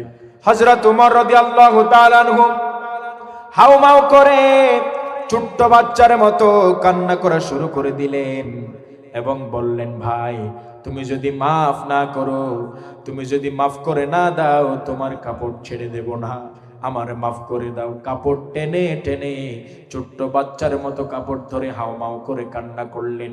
শেষ পর্যন্ত বলেছ, ওমর তোমারে মাফ করে দিলাম। সুবহানাল্লাহ বলে, মাফ করে দিয়েছে।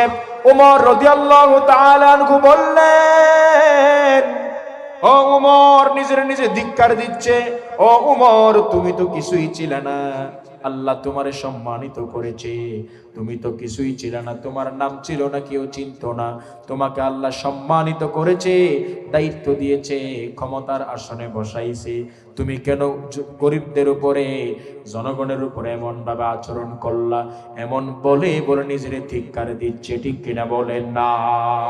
সামান্য একটা আঘাত নয়, আজকে কত মানুষকে কষ্ট দিই, বাজে কথা বলি, আমার কথা, আমার মিথ্যা মামলা, আমার জুলুমি ইত্যাদির কারণে মানুষেরা তো দিনেও কাঁদে, রাত্রে বেলাও কেঁদে কেঁদে বালিশ ভিজিয়ে ফেলে, ঠিক কিনা বলে? কতজনের জন্য, কতজন কিয়ামতের দিন, কত নেতার জন্য, কত সরদারের জন্য, কত অভিভাবকের জন্য আল্লাহর দরবারে বিচার দেবে। আপনি কি জানেন? একটু কি জবাবদিহিতার ভয় আছে নাকি? একজন লোক মাত্র একটা সামান্য চাবুকের আঘাত খেয়েছিল, আমার ভাইয়েরা, চাবুকের আঘাত পেয়েছিল, আল্লাহরে বিচার দিবে বলেছে। ওমর রাদিয়াল্লাহু তাআলা আনহু বাচ্চার মতো হাউমাউ করে কান্না করে মাফ করে নিয়েছে। সুবহানাল্লাহ বলেন না? মাপ চেয়েছেন, ক্ষমা চেয়েছেন, দুনিয়াতে শেষ করে দিয়েছেন। আজকে যদি সেই জবাবদিহিতার ভয় থাকতো, তাহলে নেতারা, অভিভাবকেরা, সরদারেরা, জালেমরা, মজলুম গরিবের পায়ে ধরে ক্ষমা চাইতো, আমারে মাফ করে দাও, ঠিক কিনা বলেন না? এই জবাবদিহিতার ভয় আমাদের অন্তরে লালন করতে হবে, ঠিক কিনা? মাথা একেবারে কে ফেলতেছে, কথা আসতেছে না, যে গলাও টানতেছে, সমস্যা হচ্ছে। আপনারা কি কথা বুঝতেছেন? আলহামদুলিল্লাহ, আমার একটু সমস্যা হলো, আমি বলেই যাচ্ছি, একটু জিকির করেন, লা ইলাহা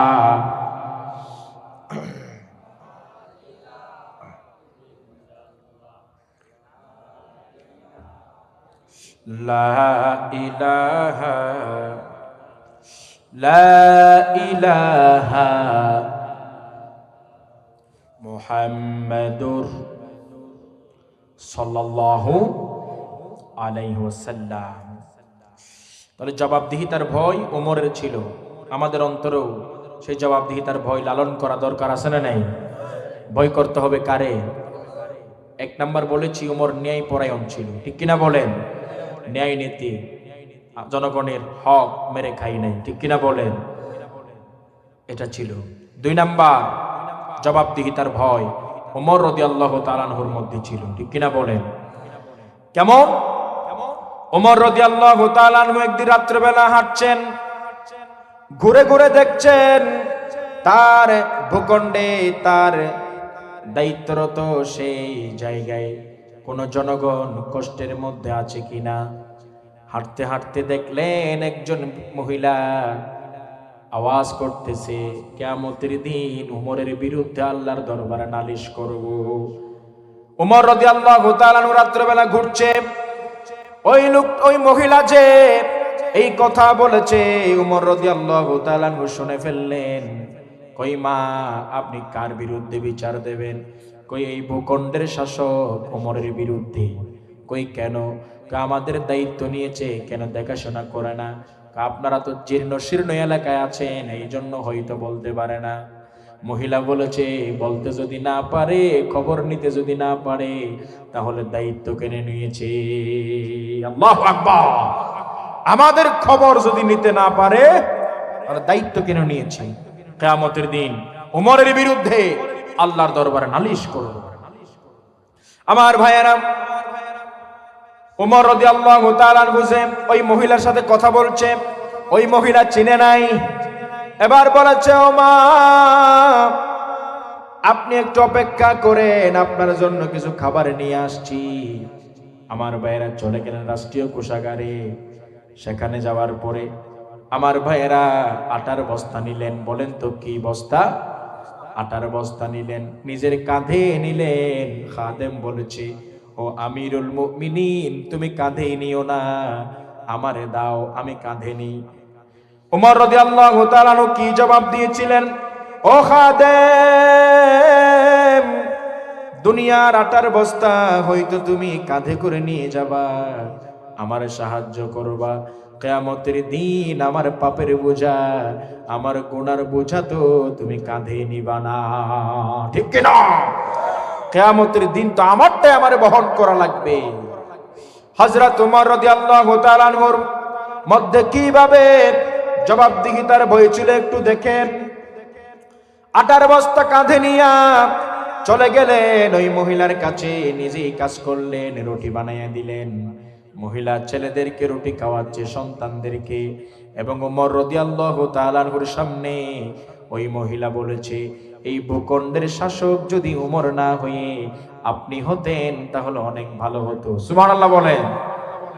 মহিলা এখনো চেনে নাই যে আটার বস্তা কাঁধে করে নিয়েছে, তার নাম কি? নামাজের দিতারা, তার নাম কি? ওমর, ঠিক কিনা বলেন? তার নাম হলো ওমর। ওই মহিলা চিনে নাই এবং ওমরের সামনে বলছে, এই ভূখণ্ডের শাসক যদি ওমর না হয়ে আপনি হতেন, তাহলে অনেক ভালো হতো। ওমর রাদিয়াল্লাহু তাআলা আনহু বললেন, মা, আগামীকাল সকালে অমুক জায়গায় যাবেন, সেখানে ওমর থাকবে, আরো বেশি করে আপনার সাহায্য সহযোগিতা করবে। সুবহানাল্লাহ বলেন। পরের দিন সকালবেলা ওই মহিলা নির্দিষ্ট জায়গায় গিয়ে দেখে সেখানে সেই ব্যক্তি বসা, যে ব্যক্তি রাত্রে বেলা আটার বস্তা কাঁধে নিয়ে আসছিল। সুবহানাল্লাহ বলেন। মহিলা ভয়ে ভয়ে চলে যাচ্ছে, পেছনে যাচ্ছে। কই, যার সামনে তার বদনাম করেছি, যার সামনে তার বদনাম করেছি, আমারে হয়তো পিঠের চামড়া রাখবে না, ঠিক কিনা বলেন না? মহিলা চলে যাচ্ছে। ওমর রাদিয়াল্লাহু তাআলা আনহু ডাক দিলেন, ও মা, আপনি যায়েন না, কোথাও যায়েন না, একটু আসেন।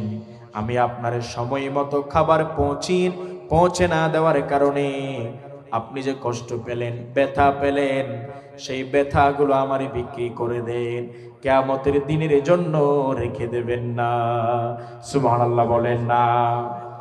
ব্যথাগুলো আমারে কি করে দেন? বিক্রি করে দেন, কষ্টগুলো বিক্রি করে দেন, আমি কষ্টগুলো কিনে নেব। আল্লাহর দরবার নালিশ করবেন না। কত দিয়ে বিক্রি করবেন? আপনারা বলেন, কত দিয়ে নিবেন? উমর রাদিয়াল্লাহু তাআলা আনহু বললেন, 40 দিরহাম দিয়ে দিবা নাকি? কয়, হ্যাঁ, আমার কষ্টগুলো 40 দিরহাম দিয়ে বিক্রি করব। সুবহানাল্লাহ বলেন। মহিলারে 40 দিরহাম দিলেন। বলেন, কয় দিরহাম? 40 দিরহাম। কি কিনে নিলেন? কি কিনে দেয়? হস্ত দিয়ে দিন, কিনে লইয়ে দেন। আল্লাহু আকবার। কারে বলে জবাবদিহিতার ভয়? কষ্ট কিনে নিলেন এবং একটি কাগজের মধ্যে লিখলেন। ওই মহিলা চলে গেল। উমর রাদিয়াল্লাহু তাআলা আনহু আলী রাদিয়াল্লাহু তাআলা আনহুরে বললেন, এই কাগজটা রাখবা, আমি যদি মরে যাই আমার কাফনের ভেতরে এই কাগজটা ঢুকাইয়া দেবা। আমি যে মহিলারে কষ্ট দিয়েছিলাম, আমার কারণে মনের অজান্তে কষ্ট পাইল, আর আমি তার কষ্টগুলা কিনে নিলাম একমাত্র আল্লাহর ভয়ে। আল্লাহ হয়তো এটার কারণে কিয়ামতের দিন আমারে নাজাতের ব্যবস্থা করে দিবে। জোরে বলেন সুবহানাল্লাহ। জবাবদিহি তার ভয় কারে বলে? ঠিক কিনা বলে? দুনিয়াতে মন কিয়ামতের দিন দুনিয়ার সব কিছু সম্পর্কে প্রশ্ন করবেন কে? জোরে বলে। মিছে এই ক্ষমতার দ্বন্দ্ব, মিছে গান কবিতার ছন্দ, ঠিক কিনা বলে? মিছে অভিনয় নাটকের মঞ্চে, মিছে জয়ার পরাজয়। পৃথিবী আমার আসল ঠিকানা নয়, ঠিক কিনা? পৃথিবী কি আমাদের আসল ঠিকানা? মিছে মানুষের বন্ধন, মিছে মায়া স্নেহ প্রীতি ক্রন্দন, মিছে অভিনয় নাটকের মঞ্চে, মিছে জয়ার পরাজয়। পৃথিবী আমার আসল ঠিকানা নয়, ঠিক কিনা বলে? তাহলে জবাবদিহিতার ভয় রাখা দরকার আছে না নাই? আসল ঠিকানায় যেতে হবে, ফিরে যেতে হবে কার কাছে? কথা বলে। আল্লাহ বললেন কাইফা তাকফুরুনা বিল্লাহি ওয়া কুনতুম আমওয়াতান فأحياكم ثم يميتكم ثم يحييكم ثم إليه ترجعون জোরে বলেন আল্লাহু আকবার। আল্লাহ রাব্বুল আলামিন বললেন how can you disbelieve in Allah? তোমরা কিভাবে আল্লাহর নাফরমানি করো, আল্লাহর নাশকরি করো? তোমরা তো কিছুই ছিলে না। আমি আল্লাহ তোমাদেরকে জিন্দা করলাম, জীবন দিলাম, আবার মৃত্যু দেব, আবার তোমাদেরকে জিন্দা করব। ফিরে যেতে হবে কার কাছে? জোরে বলেন। পাই টু পাই, জাররা জাররা হিসাব যিনি করবেন তিনি হলেন কে? ফামাইয়ামাল মিসকালা যাররাতিন খায়রান ইয়ারা ওয়া মাইয়ামাল মিসকালা যাররাতিন শাররান ইয়ারা। জোরে বল আল্লাহু আকবার। আমার ভাইয়েরা, যাররা পরিমাণ ভালো আমল করলে সেটাও আল্লাহ দেখিয়ে দেবে, যাররা পরিমাণ খারাপ কাজ করলে সেটাও দেখিয়ে দেবেন কে? এই জন্য জবাবদিহিতার ভয় উমর রাদিয়াল্লাহু তাআলা আনহু করতেন। জবাবদিহিতার ভয় ছিল, ঠিক কিনা বলেন? হিসাবের ভয় ছিল। এটা আমাদের অন্তরে লালন করা দরকার আছে না নাই? 3 নাম্বার যেটা বলতে চাই, হযরত উমর রাদিয়াল্লাহু তাআলা আনহু পরিবারের ক্ষেত্রে কেমন ছিলেন একটু দেখেন। একদিন উমরের জামানায় একজন স্বামী, একজন কি কথা বলেন? স্বামী, ঠিক কিনা? উমরের কাছে বিচার দিতে যাচ্ছে।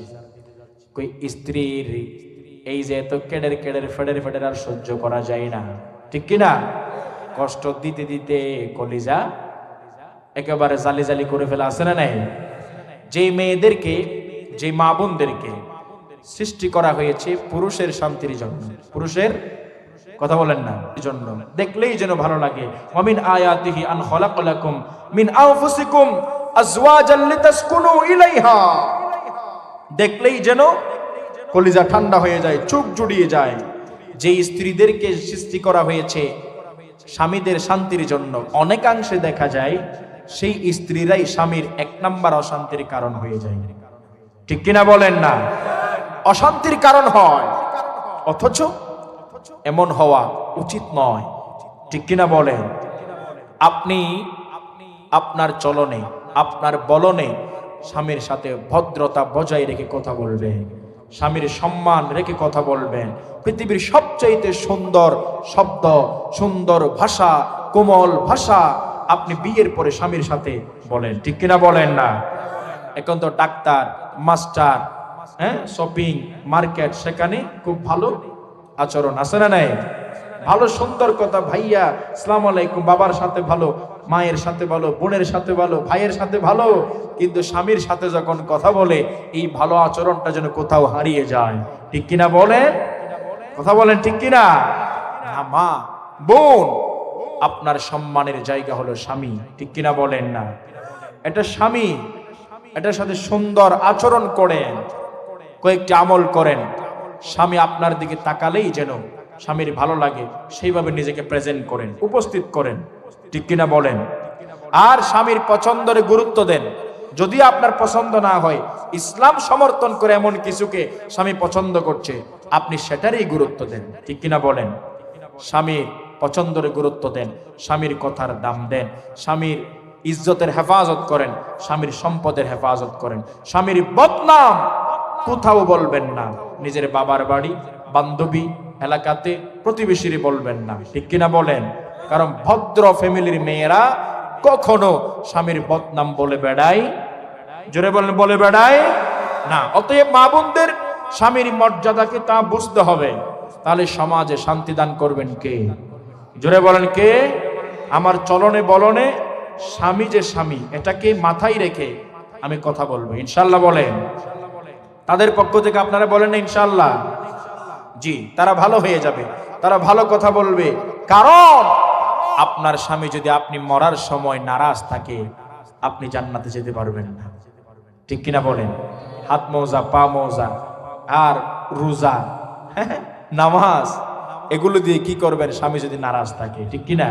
অনেক মেয়ে নামাজে ভালো আলহামদুলিল্লাহ, রোজাই ভালো আলহামদুলিল্লাহ, এই এলাকায় নয়, কিন্তু স্বামীর সাথে যখন কথা বলে মনে হয় যেন পেছনে পাগলা কুত্তায় কামড় মারছে।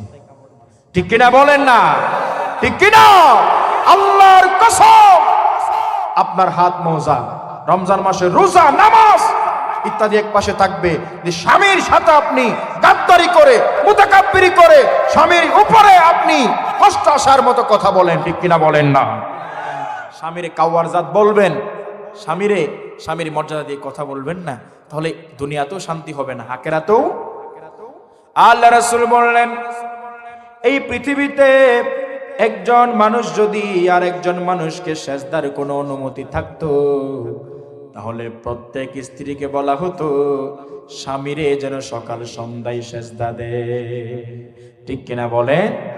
স্বামীর মর্যাদা কত বেশি। এজন্য চলনে বলনে কথাবার্তায় স্বামীর সম্মান রক্ষা করবেন। আপনি যদি স্বামীর কথা না মানেন, ডাক দিছে আপনি আসেন নাই, আপনি ইগনোর করেছেন, অবহেলা করেছেন, স্বামীরে পাত্তা দেন নাই, আসবো না, কোনো সমস্যা নাই, আপনি সুস্থ থাকার পর আসেন নাই, স্বামীর ডাকে সাড়া দেন নাই, লাআনাত হাল মালাইকা হাত্তা তুসবিহ, সকাল পর্যন্ত ফেরেশতারা ওই স্ত্রীর উপরে লানত দেয় যে স্ত্রী স্বামীর ডাকে সাড়া দেয় না। ঠিক কিনা বলেন না? তাহলে স্বামীর কথা না মানলে কত ফেরেশতা লানত দিচ্ছে আপনারে, একটু দেখেন। আমার মা বোনেরা, শুধু ওয়াজ শুনলে হবে না, আপনাদের কলিজা দিয়ে ভালোবাসে মিশিয়ে কথা বলছি।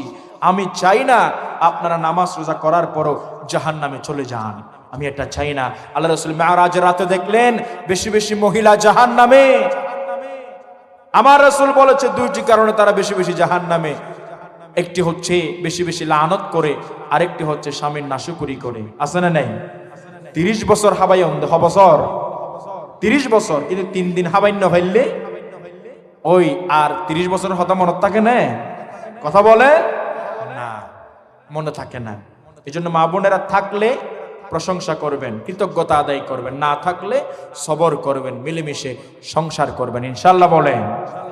তাহলে কথাগুলা করতে আসছিল, একটু দেখেন না, হযরত উমর রাদিয়াল্লাহু তাআলা আনহুর কাছে একজন স্বামী যখন বিচার দিতে গেলেন, স্ত্রীর কষ্ট সহ্য করতে না পেরে, অভিমানের মধ্যে কিছু জায়েজ অভিমান আছে, স্বামীর সম্মান রক্ষা করে অভিমান করা, এইভাবে অভিমান করা যায়, একটু পরে ভালো হয়ে যাবেন। ঠিক কিনা বলেন? কিন্তু অভিমান যেন এমন না হয় বিশ্রী ভাষায় গালাগালি, মারামারি, বিচারটা মেম্বার, চেয়ারম্যান, আদালত পর্যন্ত চলে যায়, এমন আছে না নাই? কথা বলেন। আছে। লোকটা যখন উমরের কাছে বিচার দিতে আসলেন, এসে দেখে উমরের ঘরের মধ্যে উমরের স্ত্রী যিনি ছিলেন তিনিও উমরের সাথে অভিমান করেছে। সুবহানাল্লাহ বলেন না? এই বিচার দিতে আইসা তো একেবারে আটকে গেছে। কই কিরে, যে সমস্যার জন্য আমি আসলাম সেই সমস্যা তো উমরের ঘরেও আছে। সুবহানাল্লাহ কইবেন না?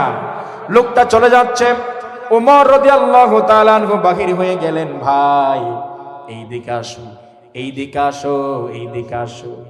যে স্ত্রী তোমার ভাত রান্না করে দে, কাপড় ধুয়ে দে, তোমার সন্তানরে গর্ভধারণ করে, সেই স্ত্রী যদি একটু অভিমান করে সহ্য করতে না পারো, তুমি কিসের স্বামী হইলা? ঠিক কিনা বলেন না? স্বামীর স্ত্রীর অভিমানকে গুরুত্ব দেন। অনেকে তো স্ত্রী একটু অভিমান করলে মনে করে যে বাবারি আমার উপরে চলে গেছে মনে হয়, তখন দেবরের সামনে, ননদের সামনে, প্রতিবেশীর সামনে স্ত্রীকে কষ্ট আসার মতো কথা বলে। ঠিক কিনা বলেন না? আপনার স্ত্রীর একটা সম্মান আছে, মর্যাদা আছে। কখনো প্রতিবেশীর সামনে, শাশুড়ির সামনে, মায়ের সামনে, দেবরের সামনে, ননদের সামনে, কারো সামনে আপনার স্ত্রীকে শাসন করবেন না। ঠিক কিনা বলেন না? আপনার একটা কথা পছন্দ হয় নাই, রুমের ভেতরে ঢুকাবেন, বলবেন স্ত্রী তোমার সব পছন্দ আমার, কিন্তু এই কাজটা এইভাবে না করে এইভাবে করলে একটু ভালো হতো। ভালোবাসা মিশিয়ে যখন কথা বলবেন তাহলে অনেক ফায়দা হবে। ঠিক কিনা বলেন না? ইয়া তো বিয়ার আগে যখন একখান চুল পাইতো, হয়তো তোমার চুলিয়া না তো হুর ফরিন না লা দে, কি ফরিন না আছে না নাই? হ্যাঁ, কিন্তু বিয়ার পরে যখন এই চুলিয়ান বাতর ফাতর মাঝে ভাইয়ে দেয়, হড় ভাইয়ে দেয়, তখন ফিরোজ সামরা আছে না নাই? না এমন না, বিয়ের আগে যেই ভালোবাসা বিয়ের পরে তার চাইতে বহুগুণে ভালোবাসতে হবে। আসল ভালোবাসা হলো এটাই। ঠিক কিনা বলেন না? এখানেই ভালোবাসা মিশিয়ে কথা বলেন। ঠিক কিনা? কারো সামনে তাদেরকে লজ্জা দিবেন না। আপনি পুরুষত্ব কারো সামনে দেখাবেন না, স্ত্রীর মর্যাদা ক্ষুণ্ণ করে দেখাবেন না। হ্যাঁ, পরামর্শ দেন, এটা ভালো লাগে না, এটা একটু তুমি একটু কন্ট্রোল করো, তাহলে বুঝালে ইনশাল্লাহ মা বোনেরা বুঝবে। ইনশাল্লাহ বলেন, ইনশাল্লাহ বলেন।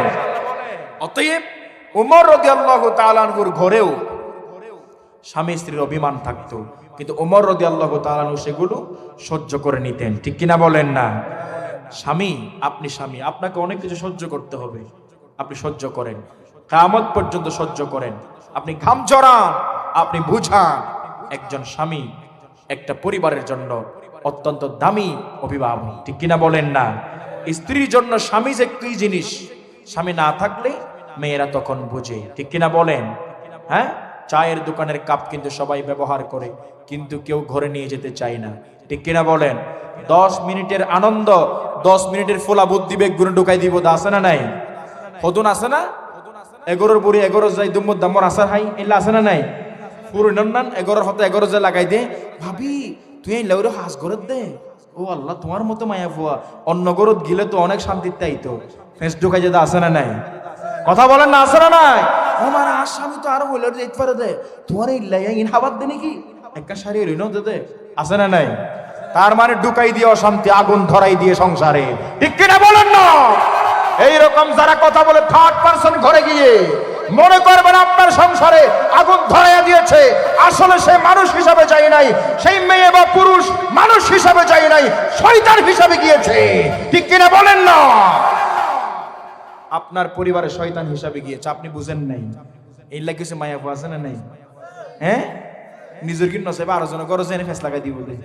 হ্যাঁ, ওনার মতো সুন্দর মায়া ফুয়া ই ভালো সংসার করুন দে, ওনার বহুত বড় করে যাই ফেলতেন। এবার মনে মজা শান্তি চাইব না, যদি ইসলাম না থাকে তাকুয়া না থাকে হইব দইয়ে না, আজ জীবন তো শেষ পড়ে ছুড়ে। ঠিক কিনা বলেন না? আর যদি আল্লাহওয়ালা হয়, থার্ড পারসনের কথা স্বামী স্ত্রীর মধ্যে থার্ড পারসন কথা বলবে, মন্তব্য করবে, এইরকম সুযোগই দিবেন না। ঠিক কিনা বলেন না? অন্য কথা বলো, আমাদের স্বামী স্ত্রীকে নিয়ে কথা বলিও না। ঠিক কিনা বলেন? যদি এইরকম কেউ বলে মনে করবেন শয়তান হিসেবে গিয়েছে, আগুন ধরাইয়া দিয়েছে। ঠিক কিনা বলেন না? কষ্ট পাইন বললা? হ্যাঁ, তাহলে উমর রাদিয়াল্লাহু তাআলা আনহুর জীবনী, স্বামী স্ত্রী অভিমান থাকবে, সেটা যেন বাহিরে না যায়, সেটা যেন মানুষে না বুঝে, সেটার বিচার যেন মেম্বার চেয়ারম্যান না করে। এত দামি সম্পর্ক, দামি ভালোবাসা কেন বাহিরে বিচার হবে? আমার ভাইয়েরা, আমরা একজন আরেকজনকে সম্মান করব, আমাদের সম্মান দিন দিন বাড়াইয়া দেবেন কে? জোরে বলেন কে? জিকির করি লা ইলাহা সুবহানাল্লাহ ওয়ালহামদুলিল্লাহ সুবহানাল্লাহ ওয়ালহামদুলিল্লাহ লা ইলাহা ইল্লাল্লাহু মুহাম্মাদুর রাসূলুল্লাহ সাল্লাল্লাহু আলাইহি ওয়াসাল্লাম। তাহলে ওমরের জীবনী থেকে যে শিক্ষাগুলো পেলাম এগুলো আমরা বাস্তব জীবনে বাস্তবায়িত করবো ইনশাআল্লাহ। বলেন ওমর রাদিয়াল্লাহু তাআলা আনহু আবার দায়িত্বে অবহেলা করতেন না, ঠিক কিনা বলেন? দায়িত্ববোধ তার মধ্যে ছিল, 100% দায়িত্ব পালন করতেন। যাকে যেখানে যেখানে দায়িত্ব দিয়েছে সেখানে সেখানে সঠিকভাবে দায়িত্ব পালন করছে কিনা এটি দেখতেন, ঠিক কিনা বলেন? দেখা যাচ্ছে সামান্য বিন্দু পরিমাণে এদিক ওদিক হয়েছে, তাকে জবাবদিহি তার কাঠগড়ায় দাঁড় করাইছে। সুবহানাল্লাহ বলেন না? আজকে যত উপরের লেভেলের লিডার আছে, নেতা আছে প্রত্যেক দলের, তারা যদি নিম্ন লেভেলের কর্মীদেরকে ভালো আদেশ দিত, দেখাশোনা করত, অন্যায় করলে অন্যায়কে অন্যায় বলতো, তাহলে এই হত্যাযজ্ঞ, রাহাজানি, মারামারি, বিশৃঙ্খলা সমাজে থাকতো না। জুড়ে বলেন ঠিক কিনা? ইয়া তারা শেল্টার দিতে, আশ্রয় দিতে, ঠিক কিনা? ওটা হইলাম তো না, দুধ খাইলে অন্য দলের গুণে খাইলে হয়তো মদ খাইয়ে দেয়, ঠিক কিনা হন? কিন্তু নিজের দলের গুণে মদ খাইলে হবে কি? দুধ খাইয়ে দে, নাও তো দুধ খাইয়ে দে, ঠিক কিনা হন না? তাহলে দোষ গোপন করা আলটিমেটলি এটাই অশান্তি, বিশৃঙ্খলা। কিন্তু ওমর রাদিয়াল্লাহু তাআলা আনহু একজনকে দায়িত্ব দিয়েছিলেন, সাঈদ রাদিয়াল্লাহু তাআলা আনহুকে হিমসের গভর্নর বানিয়েছিলেন। ওই জনগণ থেকে জিজ্ঞেস করলেন, ওখান থেকে কিছু জনগণ আসলো। যখনই আসলো জিজ্ঞেস করলেন, তোমার নেতা কেমন আছে, তোমাদের গভর্নর কেমন আছে, দায়িত্ব পালন করে কিনা জিজ্ঞেস করলেন, এবং বলল তোমাদের এলাকার কিছু গরিবদের তালিকা আমারে দাও। সুবহানাল্লাহ বলেন না? যেমন নেতা তেমন প্রজা, যেমন উপরের লেভেলের মানুষ তেমন নিচের লেভেলের মানুষ। সুবহানাল্লাহ বলেন না? হযরত ওমর রাদিয়াল্লাহু তাআলা আনহু বললেন, তোমাদের এলাকার একটা গরিবদের তালিকা দাও। হিমসের গভর্নরের এলাকার মানুষ গরিবদের তালিকা করেছে, 1 নাম্বার, 2 নাম্বার, 3 নাম্বার, 4 নাম্বার, কিন্তু 1 নাম্বারে গরিবের তালিকায় নাম লেখা হয়েছে যার, তিনি হলেন যিনি হিমসের গভর্নর আছে, সাঈদ রাদিয়াল্লাহু তাআলা আনহুর নাম। সুবহানাল্লাহ বলেন না? 1 নাম্বারে গভর্নরের নাম, আল্লাহু আকবার, 1 নাম্বারে গভর্নরের নাম। কিছু হাদিয়া পাঠিয়ে দিলেন তার জন্য, স্পেশাল কিছু হাদিয়া পাঠিয়ে দিলেন। হাদিয়াগুলো যখন ঘরের মধ্যে গেলেন, সাঈদ রাদিয়াল্লাহু তাআলা আনহু পড়ে উঠলেন, ইন্না লিল্লাহি ওয়া ইন্না ইলাইহি রাজিউন। স্ত্রী বলেছ, প্রাণের স্বামী আমিরুল মুমিনিন ওমর রাদিয়াল্লাহু তাআলা আনহু কি ইন্তেকাল করেছে নাকি, দুনিয়া থেকে বিদায় হয়েছে নাকি? কিন্তু স্বামী বলেছে না, আমি ইন্না লিল্লাহ পড়েছি, তার কারণ হলো আমার ঘরের মধ্যে দুনিয়া প্রবেশ করেছে। কি প্রবেশ করেছে? দুনিয়া। আমার ঘরের মধ্যে হাদিয়া এসেছে, টাকা পয়সা এসেছে, স্বর্ণ এসেছে, যতক্ষণ এগুলো আমি দান করে দিতে পারবো না ততক্ষণ আমার কলিজা ঠান্ডা হবে না, আমি অস্থির হয়ে যাব, কারণ এই দুনিয়ার কারণ আলটিমেটলি আমার জাহান্নামে যাওয়া লাগতে পারে, ঠিক কিনা বলেন না? আজকে তো দুনিয়া পাইলেই খুশি আমরা, ঠিক কিনা? নামাজ পড়তে পারছি, ভালো কাজ করতে পারছি, খুশি না? কিন্তু দুনিয়া পাইলেই খুশি, চুরি করে, ডাকাতি করে, 2 নাম্বারি করে, হ্যাঁ, বুট বিক্রি করে টাকা পাইলেই মনে করে যে আমি চালাক, ঠিক কিনা বলেন না? হ্যাঁ, অনেকে প্ল্যান করে বসা আছে কার থেকে কতটুকু খাবে, আছে না নাই? কথা বলেন, আছি। 2 নাম্বার, আর স্ত্রীরাও বলে যে কুত্তে কান বানো, আমি এগুলা বিবেচনা করব না, এইদিকে আমি তাকাবো না, আমি ফাইলে হচ্ছে, ঠিক কিনা বলেন না? আছে না নাই? স্ত্রীর প্রেসার ক্রিয়েট করার কারণে অনেক স্বামী হারাম কাজের মধ্যে পা বাড়ায়, ঠিক কিনা বলেন? চুরি ডাকাতি করে, বাটপারি করে, চান্দাবাজি করে, মাস্তানি করে, আছে না নয়? আর স্ত্রী যদি বলতো খবরদার, লবণ পানি খাবো না খেয়ে আমার নবীর মতো পেটের মধ্যে পাথর বাঁধবো, আমাকে বিয়ে করেছেন, আমাকে এবং আমার সন্তানকে 1 টাকা হারাম খাওয়াবো না, তাহলে স্বামী আল্লাহওয়ালা হয়ে যেত। ঠিক কিনা বলেন না? ঠিক কিনা?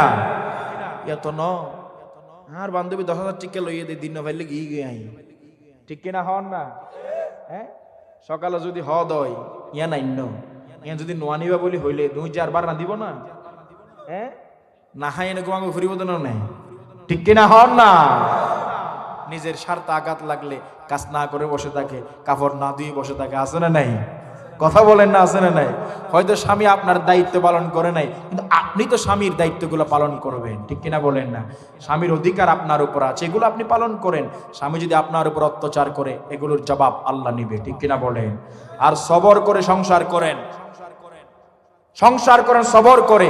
একেবারে না পারলে ইসলাম আপনাকে বলেছে খোলা তালাক নেন, সেপারেট হয়ে যান, আলাদা হয়ে যান, কিন্তু একই সাথেও থাকবেন, কথাও বলবেন না, এটা যেন না হয়। ঠিক কিনা বলেন না? সংসারও করে হতাও না হয়, আছে না নাই? বাজারও স্লিপ পাঠাতে ফুয়াদ দি, আছে না? সোমবার বিশ্ববিদ্যালয় তরফ দই। ঠিক কিনা? কিনা দেয় ওদের 1 গ্লাস পানি দাও তো, আইনা আনি মারে থাপ্পড় করি মারে, আছে না নাই? আছে না নাই? হতা নাই, কিন্তু স্বামী বাজার করে আনিলে হার, আছে না নাই? না, আপনি অভিমান ভেঙ্গে, জেদ ভেঙ্গে স্বামীর সাথে কথা বলেন। ঠিক কিনা বলেন না? আপনারটা আপনি পালন করেন, পাহাড় সম ধৈর্য নিয়ে সংসার করেন, সংসারে শান্তি দান করিব হনে। জোরে বলেন। তাহলে স্বামীর এই হারাম কিছু থেকে বাঁচানোর জন্য দরকার হলে বলবেন না খেয়ে থাকবো, পেটের মধ্যে পাথর বাঁধবো, তারপর আপনিও হারাম খাবেন না, আমিও হারাম খাবো না, কারণ আমরা জান্নাতের নিয়ামত খেতে চাই। ঠিক কিনা বলেন না? হারাম খাওয়া যাবে? জোরে বলেন যাবে না। আমার ভাইয়েরা, হিমসের গভর্নর বলেছে আমার জন্য হাদিয়া পাঠালো, স্ত্রী বলেছে নাকি এত স্বামী কিছুই বোঝে না, এত আল্লাহওয়ালার দরকার নাই, তুমি মানুষকে দিয়ে দিবা, আমি কি খাইবো, এটা বলেছে না। এগুলো দিয়ে দিয়েছে। আমার ভাইয়ের একদিন উমর রাদিয়াল্লাহু তাআলা আনহু আসলেন, জনগণকে জিজ্ঞেস করলেন, ও জনগণ বলো তোমাদের গভর্নর সাঈদ রাদিয়াল্লাহু তাআলা আনহুর বিরুদ্ধে কোনো অভিযোগ আছে কিনা? একজনে বলেছে একটা অভিযোগ আছে। কই কি অভিযোগ? কই আমাদের গভর্নর মাঝে মধ্যে একদিন আসে না, মাঝে মধ্যে একদিন আসে না, হঠাৎ করে একদিন আসে না। কই কেন আসো না? জবাব দিয়ে দিল, আমি গভর্নর হলে কি হবে, আমার কাপড় আছে মাত্র 1 জোড়া। কই জোড়া? জোরে বলেন কই জোড়া? আমার আপনার কই জোড়া গনায়ও নাই। ঠিক কিনা? কই জোড়া আছে, একটু পুরাতন হলে পড়ি না। ঠিক কিনা বলেন? কিন্তু একজন গভর্নরের কই জোড়া? আরো জোরে। এগুলো পড়তে পড়তে যখন ময়লা হয়ে যায় ধুয়ে দেয়, এই জন্য ওই দিনটা আসতে পারে না। আরো অভিযোগ করলো, কই সকাল বেলা একটু দেরি করে আসে। জবাব দিয়ে দিল, কই হ্যাঁ এটাও ঠিক, এটা তো আমার পার্সোনাল ব্যাপার, বলতে চেয়েছিলাম না, তবুও যে কোনো অভিযোগ করেছে বলা লাগবে। সকালবেলা আমি ঘরের মধ্যে আমার কোনো চাকরানি নাই, কাজের কোনো মানুষ, যদি আমি গভর্নর নিজের কাজ নিজে করি, আমার স্ত্রীকে সকালবেলা কাজের মধ্যে সহযোগিতা করি, এই জন্য আসতে দেরি হয়ে যায়। সুবহানাল্লাহ বলেন না? জোরে বলেন সুবহানাল্লাহ। আপনি বাহিরের কাজ করবেন ঠিক আছে, মাঝে মধ্যে স্ত্রীর কাজে একটু সহযোগিতা করবেন, করবেন তো ইনশাআল্লাহ? হন ডরাইবেন না, ওদিন গড়লে তো বউ ফলা হইব, তো আছে না নাই? বউ ফলানো সুন্নত ফলা, ঠিক কিনা? আমার নবীও কাজ করে দিতেন, আপনিও করবেন ইনশাআল্লাহ। বলেন তো। সাঈদ রাদিয়াল্লাহু তাআলা আনহু বললেন, আমি ঘরের মধ্যে কাজ করি, এই জন্য আসতে একটু লেট হয়। আরেকজন অভিযোগ করলো, আমাদের গভর্নরকে দিনের বেলা পাওয়া যায়, রাত্রে বেলা পাওয়া যায় না, রাত্রে বেলা পেতে পাই না। এবার সাঈদ রাদিয়াল্লাহু তাআলা আনহু জবাব দিচ্ছে, ও আমিরুল মুমিনিন উমর, তুমি শুনে রাখো, দিনের বেলা আমি জনগণের কাজ করতে করতে আমার মালিকের সাথে তেমন ইবাদত করতে পারি না, প্রেম নিবেদন করতে পারি না। আমার মালিকের সাথে আমি তেমন কোনো কানেকশন রাখতে পারি না। এই জন্য আমি রাত্রে বেলাটা আমার আল্লাহর জন্য বরাদ্দ করে রেখে দিয়েছি। সুবহানাল্লাহ বলে। দিনের বেলা জনগণের কাজ, রাতের বেলা কার ইবাদত? জোরে বলে। নিরিবিলিতে আল্লাহর ইবাদত করার জন্য রেখে দিয়েছি। বলছিলাম ওমর রাদিয়াল্লাহু তাআলা আনহু ঘুরে ঘুরে দেখতেন দায়িত্ব যাদেরকে দিয়েছে তারা দায়িত্ব ভালো করে পালন করে কিনা। এবং আমার ভাইয়েরা, ওমর রাদিয়াল্লাহু তাআলা আনহু যেমন তাকওয়াবান ছিলেন, সেই তাকওয়ার প্রভাব ওমর রাদিয়াল্লাহু তাআলা আনহুর গভর্নরদের মধ্যেও ছিল। সুবহানাল্লাহ বলেন, জোরে বলেন সুবহানাল্লাহ। ইয়া তো বাফসুর ওয়াও আছে না নাই? হ্যাঁ, 2 নম্বরই করে আছে না নাই? অনেক নেতাও চুরি করে, অনেক কর্মীও, ঠিক কিনা? কই যাই মই দে কিছু তো ডিজাইন না ভাই, জুম চুরি বিদ্যাগান দি যাই, আছে না নাই? আছে না নাই? আচ্ছা না, আমরা ভালো কিছু দেব, চুরি করব না, হক মেরে খাবো না, ইনশাআল্লাহ বলে। জোরে বলেন ইনশাআল্লাহ। আল্লাহ তাআলা আমাদেরকে ওমরের জীবনী থেকে যে কথাগুলো বললাম অল্প সময়ে, এখান থেকে শিক্ষা বাহির করার তৌফিক দান করুন, আমরা পড়ি আমিন। এবং এই শিক্ষাগুলো বাস্তবায়ন করার তৌফিক দান করুন, আমরা পড়ি আমিন। তাহলে ন্যায় পরায়ণ, ন্যায় নীতি, তাকওয়া এগুলো রাখতে হবে, জবাবদিহিতার ভয় রাখতে হবে, ঠিক কিনা বলেন? পরিবারের মধ্যে সামান্য সমস্যা থাকবে, এগুলো বাহিরে নয়, এগুলো নিজেরা মিটমাট করে ফেলতে হবে, ঠিক কিনা বলেন? ওমর রাদিয়াল্লাহু তাআলা আনহু দায়িত্ব নেওয়ার পর 100% দায়িত্ব পালন করেছেন, চোখে ঘুম দেই নাই, ঘুরে ঘুরে দেখেছেন, এবং তার গভর্নরের দায়িত্ব পালন করেছে কিনা সেই দিকে আমাদের নজর রাখতে হবে, ইনশাআল্লাহ বলেন। দ্বীনের ব্যাপারে ওমর রাদিয়াল্লাহু তাআলা আনহু কঠোর ছিলেন, ঠিক কিনা বলেন? দ্বীনের ব্যাপারে ওমর রাদিয়াল্লাহু তাআলা আনহু কঠোর ছিলেন। দ্বীনের ব্যাপারে যদি কেউ কোনো কথা বলে, বাজে মন্তব্য করে, আমাদেরকে তখন নরম মানুষও গরম হয়ে যেতে হবে, ঠিক কিনা বলেন না? সেই ওমরের উত্তরসূরি আমরা হব, সেই ওমরের উত্তরসূরি আমরা হব, সেই ওমরের গুণান্বিত, সেই গুণে আমরা গুণান্বিত হব। সেই ওমরের উত্তরসূরি যদি আমরা হতে পারি, তাহলে দেশের মধ্যে ইনসাফ কায়েম হবে, ইনশাআল্লাহ বলেন। আর জোরে বলেন ইনশাআল্লাহ। আল্লাহ তাআলা এই দেশে বা পৃথিবীতে ইনসাফ কায়েম করে দিন, আমরা পড়ি আমিন। ওমরের মতো সেই শাসক গোটা পৃথিবীতে যেন জনগণেরা পেয়ে যায়, আমরা পড়ি আমিন। জিকির করি লা ইলাহা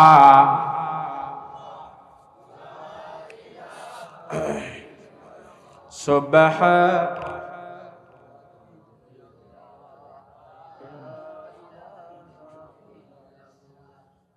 লা ইলাহা সুবহানাল্লাহ ওয়ালহামদুলিল্লাহ লা ইলাহা লা ইলাহা লা ইলাহা। তোমার রহমের আলো দিও আঁধার কালো কবরে, ঝরা পাতার মতো পাপগুলো সব ঝরিয়ে দিও হাসরে। তোমার রহমের আলো দিও আঁধার কালো কবরে, লা ইলাহা লা সুবহানাল্লাহ ওয়ালহামদুলিল্লাহ লা ইলাহা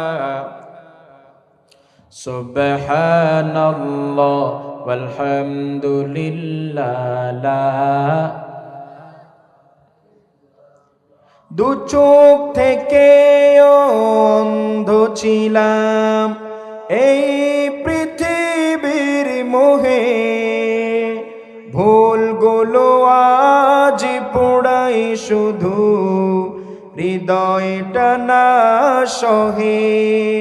আছে যত পাপ করে দিও মাফ, আমাকে নিও তোমার আপন করে, তোমার রহমের আলো দিও আধার কালো কবরে। আমিন বলে আরো জোরে বলে আমিন। আলহামদুলিল্লাহ, আমাদের মাঝে আজকের প্রধান আলোচক, প্রধান বক্তা, প্রিয় ভাই, আপনাদের কাঙ্ক্ষিত মেহমান জনাব হযরত মাওলানা মনিরুজ্জামান ফারুকী সাহেব উপস্থিত হয়েছেন। আল্লাহ ভাইকে কবুল করুন, আমরা পড়ি আমিন। অল্প সময়ে ওমরের জীবনী থেকে যে কথাগুলো বলেছি, আমরা সেই গুণে গুণান্বিত হব, সেই শিক্ষাগুলো বাস্তবায়ন করব, সেই শিক্ষা, সেই আদর্শের পথে আমরা থাকব ইনশাআল্লাহ। সুবহানাকাল্লাহুম্মা ওয়া বিহামদিক, আশহাদু আল্লা ইলাহা ইল্লা আনতা, আস্তাগফিরুকা ওয়া আতুবু ইলাইক। আসসালামু আলাইকুম ওয়া রাহমাতুল্লাহ।